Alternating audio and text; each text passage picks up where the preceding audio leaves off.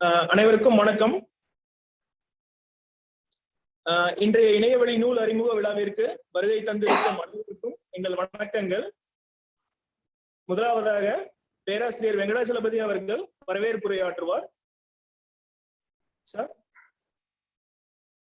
அனைவருக்கும் வணக்கம். சென்னை வளர்ச்சி ஆராய்ச்சி நிறுவனம், Madras institute of development studies, இதனுடைய பொன்விழா ஆண்டில் சிறப்புமிக்க இந்த நூல் வெளியீட்டு நிகழ்ச்சி நடைபெறுகின்றது. உண்மையிலேயே எங்கள் நிறுவனமும் தமிழ் மக்களும் தமிழ் அறிவுலகமும் பெரும் மகிழ்ச்சி அடைய வேண்டிய ஒரு தருணம் இது. பேராசிரியர் எஸ். நீலகண்டன் அவர்கள் ஒரு பெரிய பொருளாதார ட்ரைலஜி முன்னூலை எழுதி ஒரு சாதனை செய்து முடித்திருக்கிறார். அவர் எழுதிய இந்த மூன்றாவது நூலாகிய நவசெவ்வியல் பொருளியல் என்ற இந்த நூலினுடைய வெளியீட்டு அறிமுக நிகழ்ச்சி இப்பொழுது நடைபெறுகின்றது. இந்த நிகழ்ச்சிக்கு உங்கள் அனைவரையும் வரவேற்பதில் உண்மையிலேயே பெரும் மகிழ்ச்சியும் பெரும் கௌரவத்தையும் அடைந்ததாக நான் நினைக்கின்றேன். தமிழ் சமூகத்திலே 75 வயதில் ஒருவர் தமிழ் அறிவுலகத்தில் நட்சத்திர அந்தஸ்து பெறுவது என்பது சாதாரண விஷயம் அல்ல. பேராசிரியர் நீலகண்டன் அவர்களை ஆசிரியராக தமிழ்நாட்டிலே பல கல்லூரி பல்கலைக்கழக பொருளாதார மாணவர்களும் ஆசிரியர்களும் அறிந்திருப்பார்கள். ஆனால் தமிழ் அறிவுலகம் அறிந்த ஒரு நட்சத்திர அறிஞராக ஒரு 10-12 ஆண்டுகளுக்கு முன்பு அவர் தமிழ் இலக்கிய வானிலே தோன்றினார். அவருடைய ஒரு நகரமும் ஒரு கிராமமும் என்ற புத்தகம் வெளிவந்த பிறகு அவருடைய சிற்றூரான அப்பிப்பாளையம், கரூர் பக்கத்தில் உள்ள அந்த ஊருக்கு வாரத்திற்கு ஒருவரேனும் வெளியூரில் இருந்து அவரை சந்திக்கக்கூடிய அளவிற்கு அவர் ஒரு நட்சத்திர அந்தஸ்தை பெற்றார். அதை தொடர்ந்து 3-4 ஆண்டுகள் கழித்து 2013ஆம் ஆண்டு அவர் ஆடம் ஸ்மித் முதல் கார்ல் மார்க்ஸ் வரை என்ற ஒரு மிக முக்கியமான ஒரு நூலை எழுதினார், பாட நூலை எழுதினார். ஆனால் இந்த பாடநூல் என்று சொல்லும் போது நான் மிகவும் கவனமாக இருக்கின்றேன். ஏனென்றால் தமிழ்நாட்டிலே பாடநூல் என்றால் அது ஒரு இழிவு சிறப்பு பெயராகத்தான் இருக்கின்றதே ஒழிய உயர்வு சிறப்பு பெயராக இல்லை. ஆனால் உண்மையான அர்த்தத்தில் பாடநூல் எழுதுவது என்பது சாதாரணமல்ல. ஆய்வேடுகளை மாணவர்கள், PhD படிக்கின்றவர்கள், இளம் நிலையில் இருக்கக்கூடிய ஆசிரியர்கள் ஆய்வேடுகளை எழுதலாம், ஆராய்ச்சி நூல்களை எழுதலாம். ஆனால் பாடநூல்களை எழுதுவதற்கு மிக பல்லாண்டு படிப்பும் மிக பல்லாண்டு ஆசிரியர் அனுபவமும் எழுத்து பயிற்சியும் இருக்கக்கூடிய ஒருவர் தான் ஒரு பாடநூலை எழுத முடியும். ஒரு மிகச்சிறந்த பாடநூலை கிளாசிக்கல் பொலிட்டிக்கல் எக்கானமி என்று சொல்லக்கூடிய செவ்வியல் அரசியல் பொருளாதாரத்தை மிக மிக சிறப்பாக 2013ஆம் ஆண்டிலே எழுதி வெளியிட்டார்கள். அந்த நூலும் மிக ஒரு காத்திரமான சீரிய நூலாக இருந்தாலும் பலர் அதை படித்து, அதாவது மாணவர்கள், ஆசிரியர்கள் என்பதற்கு மேலாக பொது வாசகர்கள் பலர் அந்த நூலை படித்து பல செய்திகளை அறிந்து கொண்டோம் என்று சொன்னார்கள். அதில் ஒரு வகையில் எந்த விதமான வியப்புமே இல்லை. காரணம் என்னவென்றால் அந்த நூலிலும் சரி, இன்று நாம் அறிமுகப்படுத்துகின்ற நவசெவ்வியல் பொருளியல் என்கின்ற இந்த நூலிலும் சரி, பேராசிரியர் நீலகண்டனுடைய மிக பன்னெடுங்காலமான அனுபவம், அதாவது மாணவராக, படிக்கின்றவராக, படிப்பிக்கின்றவராக, ஓதுபவராக, ஓதுவிப்பவராக அவருடைய பன்னெடுங்கால அனுபவம் இந்த நூல்களிலே தெற்றென புலப்படுகின்றது. இதனுடைய சிறப்பு என்னவென்றால் ஆங்கிலத்தில் இருக்கக்கூடிய மூல நூல்களை எல்லாம் பழுதர கற்று முழுவதுமாக அதை புரிந்து கொண்டு தமிழ் வாசகர்களை மனதில் வைத்து மிக தெளிவாக ஆற்றொழுக்கான நடையில் இந்திய தமிழ்ச்சூழலுக்கு பொருந்திய உதாரணங்களோடு எடுத்து வைக்கின்ற முறை இருக்கின்றது அல்லவா. உண்மையிலே இன்றைக்கு அறிமுக நிகழ்ச்சியில பேச இருக்கின்ற MIDS மிக முக்கியமான மாணவர்கள் ஒருவராகவும் இன்றைக்கு மாநில திட்டக்குழுவின் துணைத் தலைவராகவும் இருக்கக்கூடிய ஜெயரஞ்சன் அவர்கள் இந்த நூலினுடைய பின்னட்டை குறிப்பிலே சொல்லியிருப்பதை போல் இது ஒரு ஆற்றொழுக்கான நடையிலே எழுதப்பட்ட ஒரு நூல். ஆர்வமுள்ள எவரும் இந்த நூலை எடுத்து பொறுமையாக படித்தால் மிக எளிதில் உணர்ந்து கொள்ளலாம். இந்த ஒரு அரிய பணியை பேராசிரியர் நீலகண்டன் அவர்கள் சிறப்புற செய்திருக்கிறார்கள். அதற்கு அவர் எவ்வளவு காலம் உழைத்தார் என்று எங்களுக்கெல்லாம் நன்றாக தெரியும். இந்த 500 பக்க நூலிலே மிக விரிவாக அதை எழுதியிருப்பது மட்டுமில்லாமல் கலை சொற்களை எல்லாம் பட்டியலிட்டு தமிழ் ஆங்கிலம், ஆங்கிலம் தமிழ் என்ற கலை சொற் பட்டியலை குறித்திருக்கின்றார். முன்னுரையிலே மிக விரிவாக ஏன் இந்த புத்தகத்தை எழுதினேன் என்று குறிப்பிட்டிருக்கிறார். அனைத்து இந்த நூலில் இருக்கக்கூடிய அனைத்து செய்திகளும் உண்மையான செய்திகள். 2 செய்திகளில் மட்டும் நான் கருத்து மாறுபடுகின்றேன். இந்த நூலினுடைய தொடக்கத்திலே பேராசிரியர் நீலகண்டன் சொல்கிறார், எனக்கு 2 குறைகள் இருக்கின்றன. ஒன்று, நான் சோம்பேறி. 2வது, எனக்கு நினைவு மறதி அதிகம் என்று சொன்னார். 2மே தவறு. அவர் எவ்வளவு கடுமையாக உழைப்பார் என்பதை நேரடியாக நாங்கள் பார்த்தோம். இந்த நூலினுடைய பதிப்பாசிரியராக செயல்பட்ட முறையிலே ஒவ்வொரு முறை அவருக்கு கடிதம் எழுதினாலும் அவர் எழுதிய இயல்களை பற்றி ஏதேனும் மாற்றங்களை கேட்டால் உடனுக்கு உடன் அவரை உடனே திருத்தி அனுப்புவார். அதே போல் நினைவாற்றல் இல்லை என்று சொல்கின்றார். எந்த ஒரு மாற்றத்தை செய்தாலும் அவர் உடனடியாக தான் எழுதியது என்ன, பின்பு என்ன மாற்றங்களை செய்தோம் என்பதை நினைவில் கொண்டு செய்வார். இந்த நிகழ்ச்சி அந்த வகையிலே மிக மிக MIDS பொன்விழா ஆண்டிலே இந்த நூல் வெளிவருவது மிகவும் சிறப்பானது. இந்த நூல் MIDS சிறப்பான வெளியீட்டு வரிசையிலே ஒன்றாக வருகின்றது. அது மட்டுமல்லாமல் தமிழ்நாட்டினுடைய முக்கியமான அறிஞர்களும் முக்கியமான நிறுவனங்களும் இதோடு தொடர்பு கொண்டுள்ளன. மால்கம் ஆதிசேஷிய நினைவாக இருக்கக்கூடிய மற்றொரு அறக்கட்டளை ஆகிய மால்கம் எலிசபெத் ஆதிசேஷிய அறக்கட்டளை இந்த நூல் எழுதுவதற்காக பேராசிரியர் நீலகண்டன் அவர்களுக்கும் இந்த நூல் வெளிவருவதற்காக MIDS சென்னை வளர்ச்சி ஆராய்ச்சி நிறுவனத்திற்கும் உதவி செய்திருக்கிறார்கள். இந்த நூல் ஏற்கனவே பேராசிரியர் நீலகண்டனுடைய 2 நூல்களை MIDS இணைந்து இணை வெளியீடாக வெளியிட்ட காலச்சுவடு பதிப்பகம் தான் இந்த புத்தகத்திற்கும் இணை வெளியீட்டாளர்களாக இருக்கின்றார்கள்.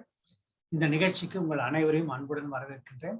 மிக குறைந்த எண்ணிக்கையிலான பேச்சாளர்களாக இருந்தாலும் மிகச் சிறப்பான பேச்சாளர்கள் இந்த நிகழ்ச்சியில் கலந்து கொள்கின்றார்கள்.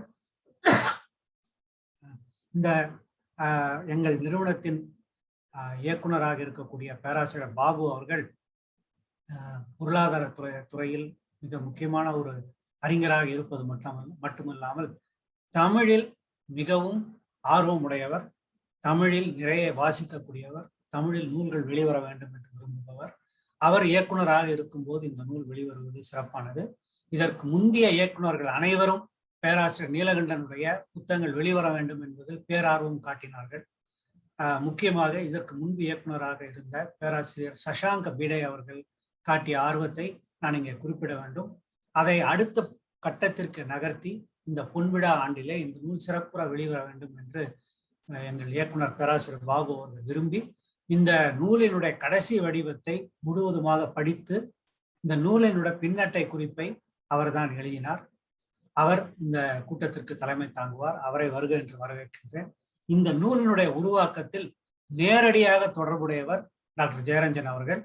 இந்த நூலினுடைய முன்னுரையிலும் இதற்கு முன்பு வெளிவந்த ஆடம் ஸ்மித் முதல் கால் மார்க்ஸ் வரை என்கின்ற அந்த நூல் 2 நூலுமே கையெழுத்துப்படியை வரிக்கு வரி பக்கத்திற்கு பக்கம் இயலுக்கு இயல் படித்து பேராசிரியர் நீலகண்டனுடன் விவாதித்து இந்த நூல் உருவாவதில் அவருடைய பங்கு மிக மிக முக்கியமானது. அவரை நாங்கள் உரிமையுடன் அழைத்தோம். அவர் எந்தவித தயக்கமும் இல்லாமல் இந்த நிகழ்ச்சியில் கலந்து கொள்வதற்கு அன்புடன் ஆர்வத்துடன் வந்திருக்கிறார். அவரை வருக என்று வரவேற்கின்றேன். தமிழ்நாட்டிலே பொருளியல் துறையில் ஆர்வம் உள்ள அனைவரும் அறிந்த பெயர் பேராசிரியர் ராம்கோபால் அவர்கள். அவரிடமிருந்து பொதுவாக வாட்ஸ்அப்பிலும் மின்னஞ்சலிலும் ஓயாமல் செய்தி அனுப்புபவர்களை பற்றி எல்லோருக்கும் ஒரு எரிச்சல் உண்டாகும். ஆனால் அதற்கு மாறாக பேராசிரியர் ராம்கோபால் அனுப்பக்கூடிய செய்திகளை எல்லாம் அன்புடன் வரவேற்கக்கூடிய தமிழ்நாட்டு ஆர்வலர்கள் பலர் இருக்கிறார்கள். ராம்கோபால் அவர்கள் பல ஆண்டுகளாக அண்ணாமலை பல்கலைக்கழகத்தில் ஆசிரியராக இருக்கிறார். பேராசிரியர் நீலகண்டனுடன் தொடர்ந்து உரையாடல் நடத்தி வருபவர். அவரும் இந்த நிகழ்ச்சியில் கலந்து கொள்கின்றார். அவரையும் வருக வருக என்று வரவேற்கின்றேன். இந்த நிகழ்ச்சியில் கலந்து கொள்கின்ற உங்கள் அனைவரையும் MIDS நிறுவனத்தின் சார்பில், சென்னை வளர்ச்சி ஆராய்ச்சி நிறுவனத்தின் சார்பில் அனைவரையும் வருக என்று வரவேற்கின்றேன். நன்றி, வணக்கம்.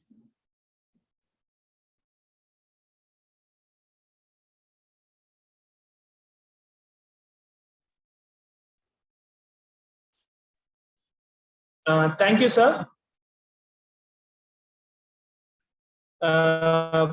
அடுத்ததாக இயக்குனர் பேராசிரியர் பாபு அவர்கள் தலைமையுரையாற்றுவார்.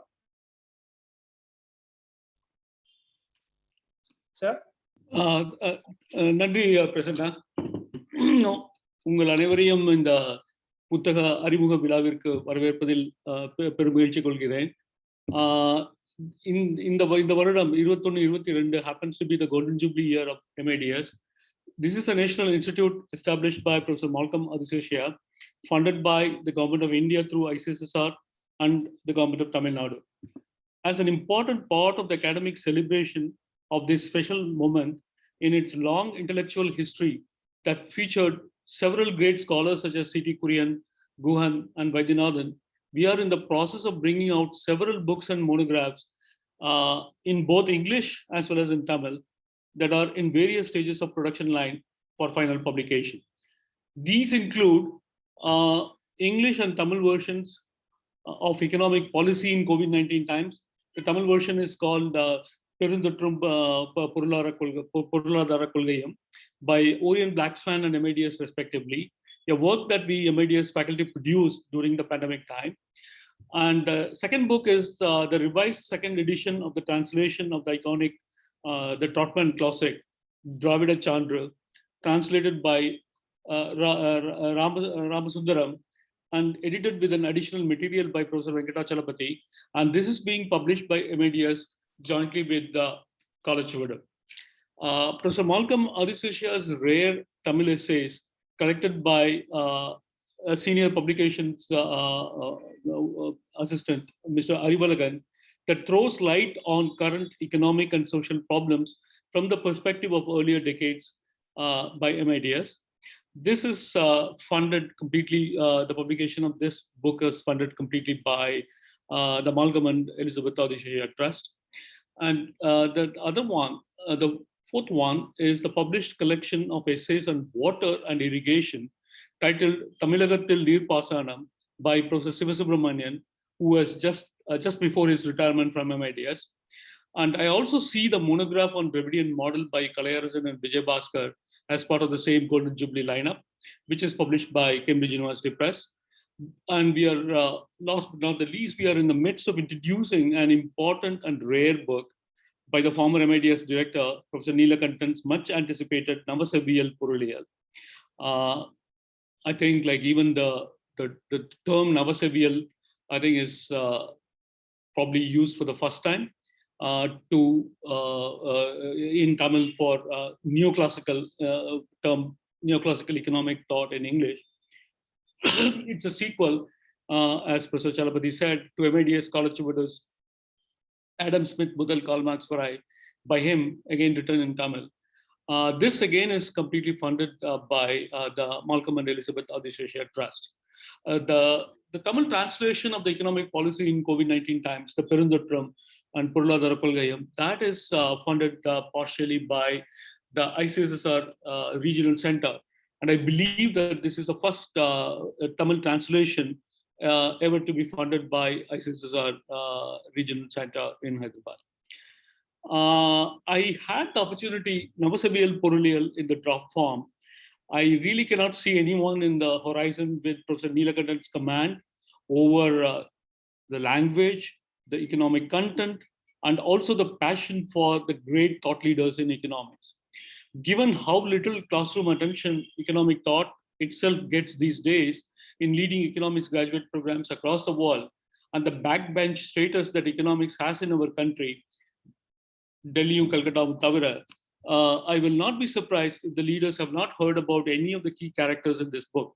However, one cannot do modern economics or discern where it is headed if you do not get a sense of Professor Neelakantan's excitement, for example, for Austrian School of Thought. I will come back after our two distinguished invitees to tell you briefly why that is so, and also to kind of resist my temptation to reveal upfront the unsaid climax or the anti-climax to the story narrated by Professor Neelakantan. So that I will come back after our two distinguished speakers.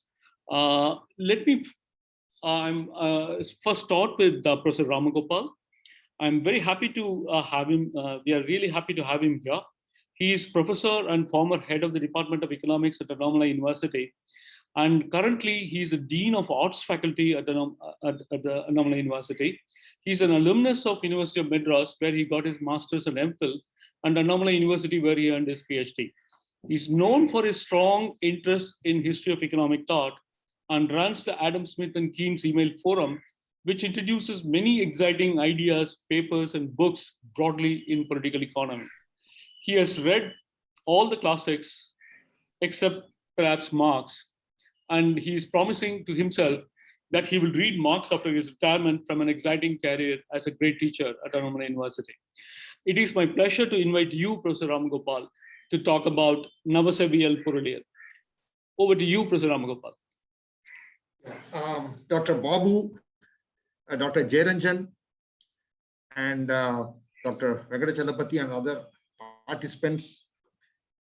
First, I should thank Dr. Babu for inviting me to this book release function of the book on neoclassical economics by Dr. Neelakantan. I'm really an odd man out here.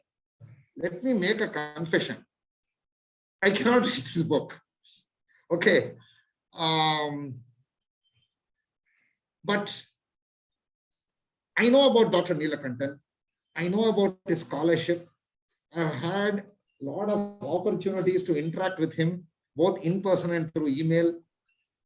And therefore, I felt greatly honored when I was invited to speak on the occasion of this release of this book on neoclassical economics, which is a sequel to his earlier book on classical economics. First, something about Dr. Neelakantan himself. First of all, he does not like to be called Neelakantan or Dr. Neelakantan. He preferred to be called Neelu. But then, since it's a lot of heterogeneous group of participants here, I'll continue to call him Dr. Neelakantan with apologies to him.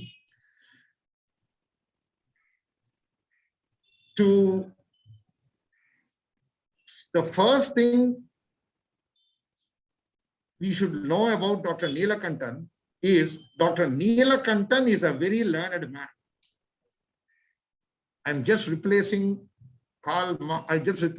Neelakantan with Karl Marx. That's how Schumpeter starts his book on capitalism, socialism, democracy. The first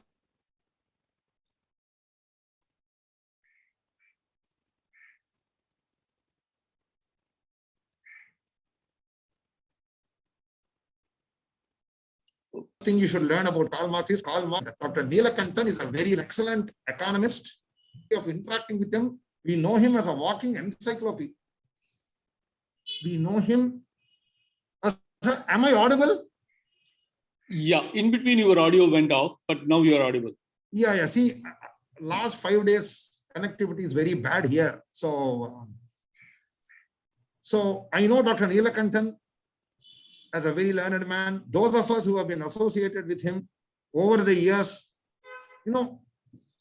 we call him a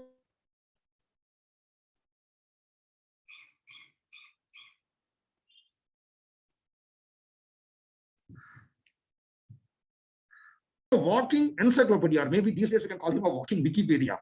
Somewhere in 1980, late 80s, when MIDS organized a workshop in NIRD on renewable energy. And at that time, Dr. Neelakantan was the MIDS director. And everybody was astonished by his wide reading in a range of disciplines. In fact, there was a joke at that time. Is there something which Dr. Neelakantan does not know? Yes, he does not know what I had for breakfast this morning, but he can guess and the guess would be right.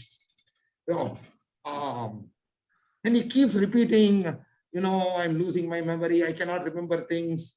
And then he would go on to give a fantastic narrative of how the Constitution of India was written. I'm describing an actual incident. So I first had a chance of,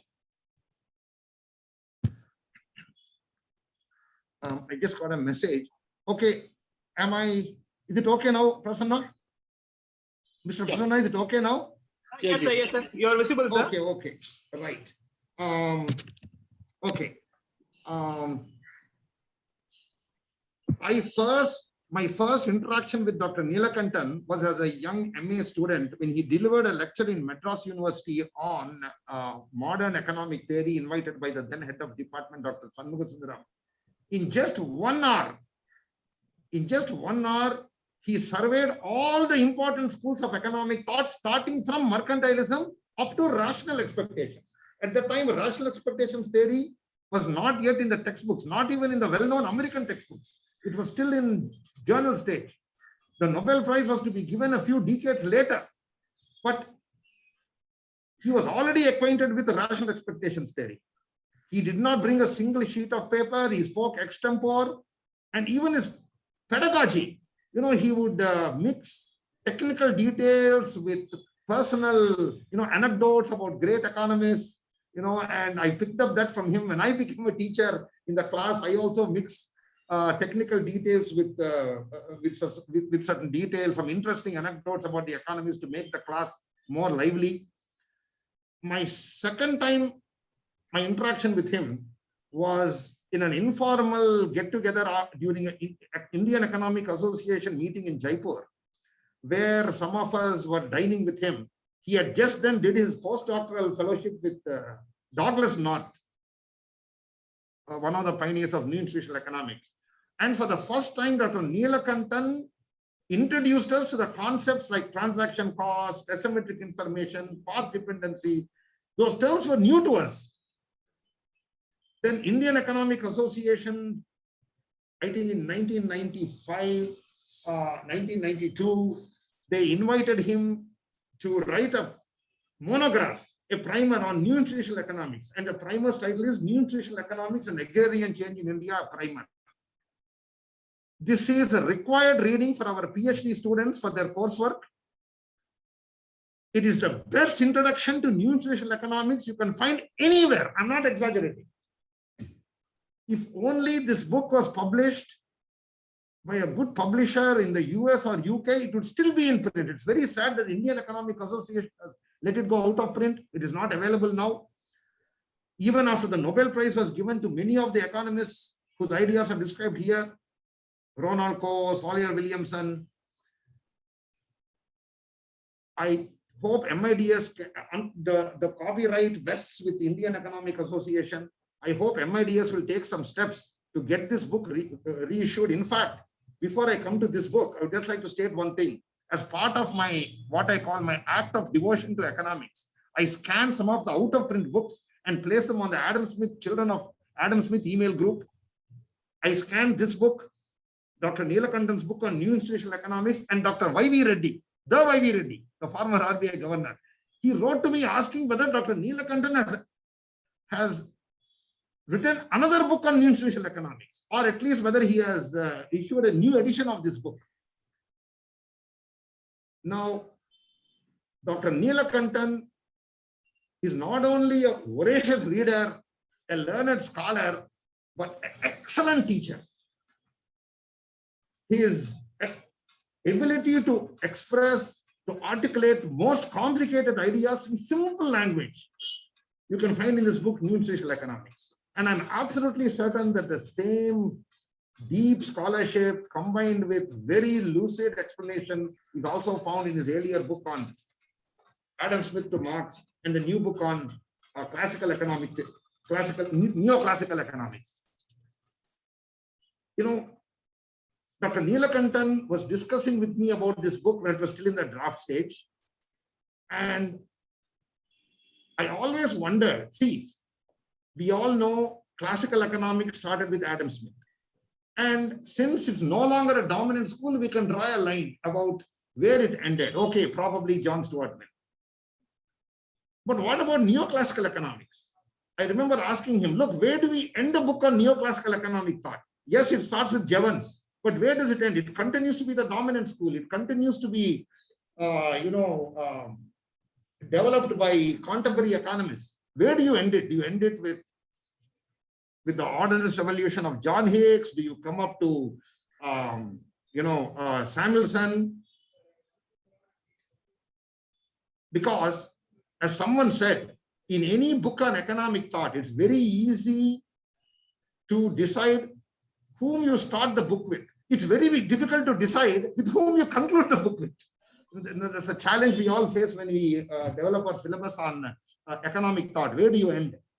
Dr. Neelakantan brilliantly ended with A.C. Pigu, starting with Jevons, ending with A.C. Pigu. I mean, you may think, okay, I mean, what's the big deal? I mean, anyone will know that, but no. Ending with A.C. Pigu is a beautiful way he has, he has set the stage for later developments in neoclassical economics, which were built on A.C. Pigu's foundations or a response to A.C. Pigu. Dr. Neelakantan's book has one important characteristic which is very rare among writers with strong ideological positions when they write on economic thought. When you read books on economic thought with writers with a very strong ideological mindset, you begin to wonder whether they're writing about the economists or whether they're writing about themselves. Let me give an example. There is a book quoted here on the development of modern economics. The writer is a libertarian, more or less a fundamentalist free market thinker, and he puts the Marxian economic thought in a chapter entitled The Dark Ages of Economics. There's another book, Main Currents of Thought in Modern Economics by Ben Seligman, a left of Keynes economist, who starts his chapter on Hayek, the free market thinker, Austrian school thinker, by saying that Hayek's work is characterized by exasperating arrogance. And the rest of the chapter is more of abuse of Hayek rather than explaining his ideas. You begin, as I said, you begin to wonder on whether you are learning about the author's own viewpoint or whether they are explaining the viewpoints of Karl Marx or viewpoints of Hayek and Milton Friedman. Dr. Neelakantan also has an ideological viewpoint. I know him as a libertarian. I know him as a free market thinker, not doctrinaire, but he favors privatization. He favors liberalization. But whenever he discusses an economist, he is very fair to them. He may not be sympathetic to Marxian political economy, but when he explains Karl Marx, you really learn what Karl Marx is trying to say and not what Neelakantan is trying to say. Likewise, when he writes about Rosa Luxemburg, Veblen, Lenin, I don't think he is sympathetic to their viewpoint, but he presents their ideas in a very fair manner. This is something very rare in many books on history of economic thought. Me and Neelu have one common hobby. The first thing we do when we get up in the morning is to see the Marginal Revolution blog, written by two American economists, Tyler Cowen and Alex Tabarrok, mostly by Tyler Cowen. It is one of the world's most viewed blog. It's an economics blog, but a blog on sharing ideas on wide variety of subjects. If only Tyler Cowen could read Neelu's book, this is what he would say. This is what he says about all the good books which he reads. He says this book is not a tenure book. As we put in India, it's not a book meant for building a CV. The author wrote the book to teach us something, to really teach us something. He teaches us about Jevons, he teaches us about Rosa Luxemburg, he teaches us about Pareto. He really wants to teach us something. That is Tyler Cowen's, always his favorite expression he uses on well-written books. Dr. Neelakantan put in enormous effort both to write his books on Adam Smith as well as the book on neoclassical economics. I know that. He read the originals. He did not depend on secondary reading. He did not depend on other books on history of economic thought. He read The Wealth of Nations. He read Jevons' Principles of Political Economy. And he wrote these books. It is a labor of love. He belongs to a generation who believed that learning about the intellectual history of economics is an integral part of economic education. They did not have to be convinced why the history of economic thought is important. But I was just going through this book. As you know, I cannot understand it, but he had discussions with me, and I just wrote a query to him. If this book was neoclassical economics, what are Veblen, Rosen, Luxemburg, and Lenin doing in this book? Are they there because they're critics of neoclassical economics? This is the answer sent to me by Dr. Neelakantan. I would like to read this answer because in just a brief paragraph, you can feel the depth of his scholarship. He says, this book is a continuation of my earlier book on classical political economy. In that book, I have stated that the ideas were a reflection of a changing economic system, changing from feudalism to capitalism, and a driving force happens to be the labor theory of value. It began with Adam Smith and reached its zenith in Karl Marx. In my new book, I state that neoclassical economics is a reaction to that is the reaction to the labor theory of value, especially the Marxian articulation of labor theory of value. I'm just adding for clarification of any students who are here. In my new book, I state that neoclassical economics is a reaction to that, and that the marginal revolution employs deductive reasoning to arrive at the conclusion that aggregation of marginal utilities of consumers determine relative values. Veblen is shown as a critic of rational maximization principle. Hobson, Rosa Luxemburg, and Lenin are shown as representatives of political economy of new imperialism. Yes, they are included as samples of critics. I'm going to print this out and give it as a handout in the course on economic thought. In just a few words, he summarizes the central points of classical political economy, the central insight of marginal revolution, neoclassical economics. He even gives a methodology of how to read economic thought. He says neoclassical economics should be read as a reaction to classical political economy, and why we should read about the critics like Veblen. So I urge all the students and the teachers to read this book from the first page to the last page. Very few books deserve to be read cover to cover. I know that. Please read this book from the first page to the last page. He took enormous care in explaining the ideas. I just browsed through them. In fact, I told our PhD students in my department to read the chapters on Pareto, on Edgeworth. And then there is at the end of the book, there is just before the bibliography, there is a list of terms. Tamil to English, English to Tamil, translations.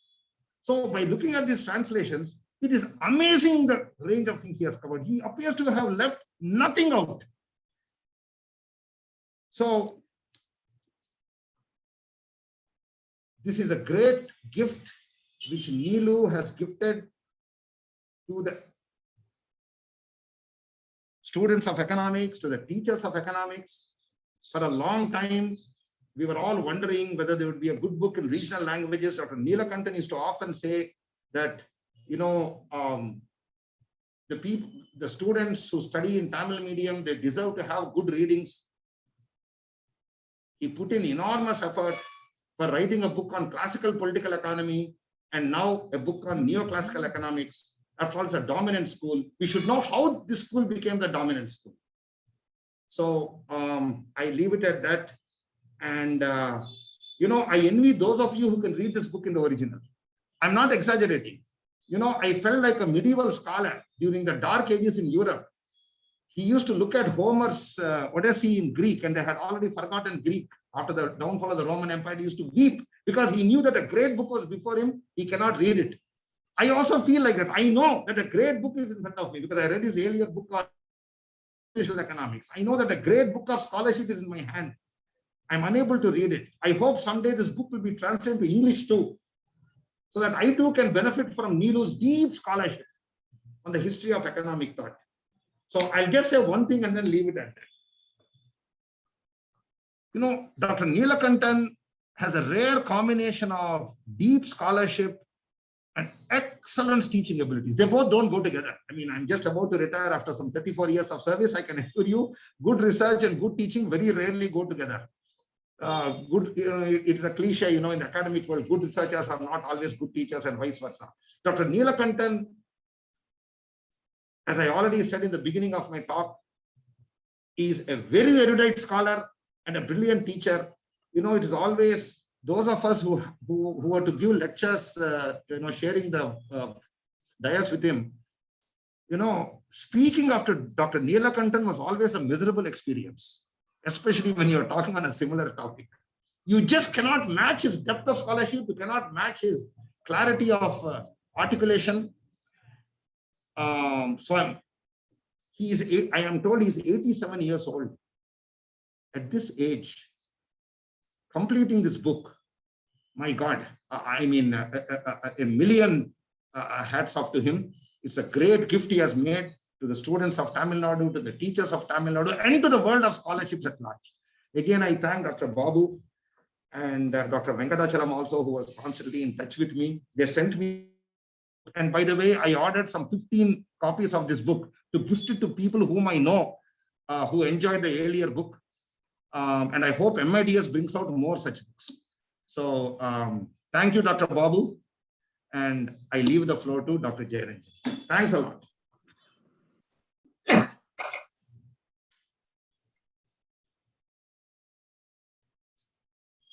Sir, you're not audible, sir. Yeah, I'm just unmuting myself. Yeah, 1 second. Thanks a lot, Professor Ramgopal. I mean, it's really nice to hear you on Navasevvial Porulial. We have with us today Dr. J. Jayaranjan, a distinguished alumnus of MIDS and Vice Chairman of the State Planning Commission, who also happens to be a few years senior to me at Madurai Kamaraj University's Department of Mathematical Economics. Those days, one of the first movers in that field. Dr. Jayaranjan has researched and published a lot on development-related topics, ranging from child labor issues to land tenure. He has also published more than 100 articles and 7 books in Tamil on contemporary socio-economic issues and participated in several debates as commentator in Tamil TV and social media channels. More importantly, he has motivated Professor Neelakantan to continue to write these books and carefully read all 3 books and helped edit these books by Professor Neelakantan, including the first draft of Navasevvial Porulial. Hence, there can be no better person than him to speak about this book, Navasevvial Porulial. I am happy to invite Dr. Jayaranjan to give his distinguished invited lecture on the book.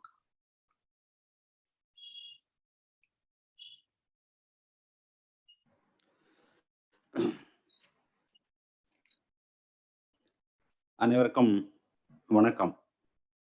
இந்த அரிய நிகழ்வில் பங்கு வருமாறு எனக்கு அழைப்பு விடுத்த சென்னை வளர்ச்சி ஆய்வு நிறுவனத்திற்கும் அதன் இயக்குனர் பேராசிரியர் பாபு அவர்களுக்கும் இந்த நூல் வெளியீட்டு விழாவில் பங்கு பெற வேண்டும் என்று என்னிடம் முதலில் வற்புறுத்திய பேராசிரியர் வெங்கடாஜலபதி அவர்களுக்கும் பின்னர் அழைப்பிதழை நேரில்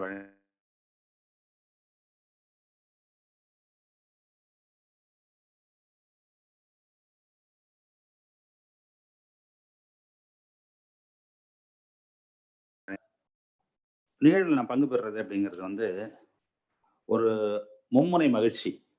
எப்படி அப்படின்னு கேட்டிங்கன்னா, ஃபர்ஸ்ட் நான் ஒரு சென்னை வளர்ச்சி ஆய்வு நிறுவனத்தில் மாணவனாக இருந்து அதற்கு பிறகு வாழ்க்கையில் ஒரே ஒரு தடவை தான் நான் வேலைக்கு நான் அப்ளை பண்ணியிருந்தேன். அது புதுவை பாண்டிச்சேரியில் விரிவுரையாளர் பணிக்கு, கல்லூரியில் இருக்கக்கூடிய விரிவுரையாளர் பணிக்கு, அந்த பணிக்கு நான் போன பொழுது அந்த தேர்வு குழுவில் சப்ஜெக்ட் எக்ஸ்பர்ட் என்று சொல்லக்கூடிய துறை சார்ந்த வல்லுநராக பேராசிரியர் நீலகண்டன் அவர்கள் பங்கு பெற்றிருந்தார்கள். அந்த நேர்முகத்தில் அவர் என்கிட்ட கேட்டது உடனே எனக்கு ஞாபகம் இருக்கு. அதற்கு பிறகு 4-5 ஆண்டுகள் கழித்து அவர் இங்கே MIDSல டைரக்டராக பணியில் சேர்ந்த பிறகு நான் அந்த பணியை துறந்து விட்டு நான் MIDSல ஒரு தற்காலிக பணியாளராக வேலைக்கு சேரும் பொழுது பேராசிரியர் நீலகண்டன் அங்கே இயக்குனர். அந்த மாதிரி இயக்குனராக இருக்கும்பொழுது அவர் வந்து எனக்கு நேரடியாக ஆசிரியராக இருந்ததில்லை. ஆனா இங்க நான் இருந்த காலத்தில் அவர் அங்க இயக்குனர் இருக்க வரைக்கும் நாங்க இருந்துருந்தேன். அதுக்கு பிறகு கூட ஒரு வருஷம் என்னமோ இருந்தேன்.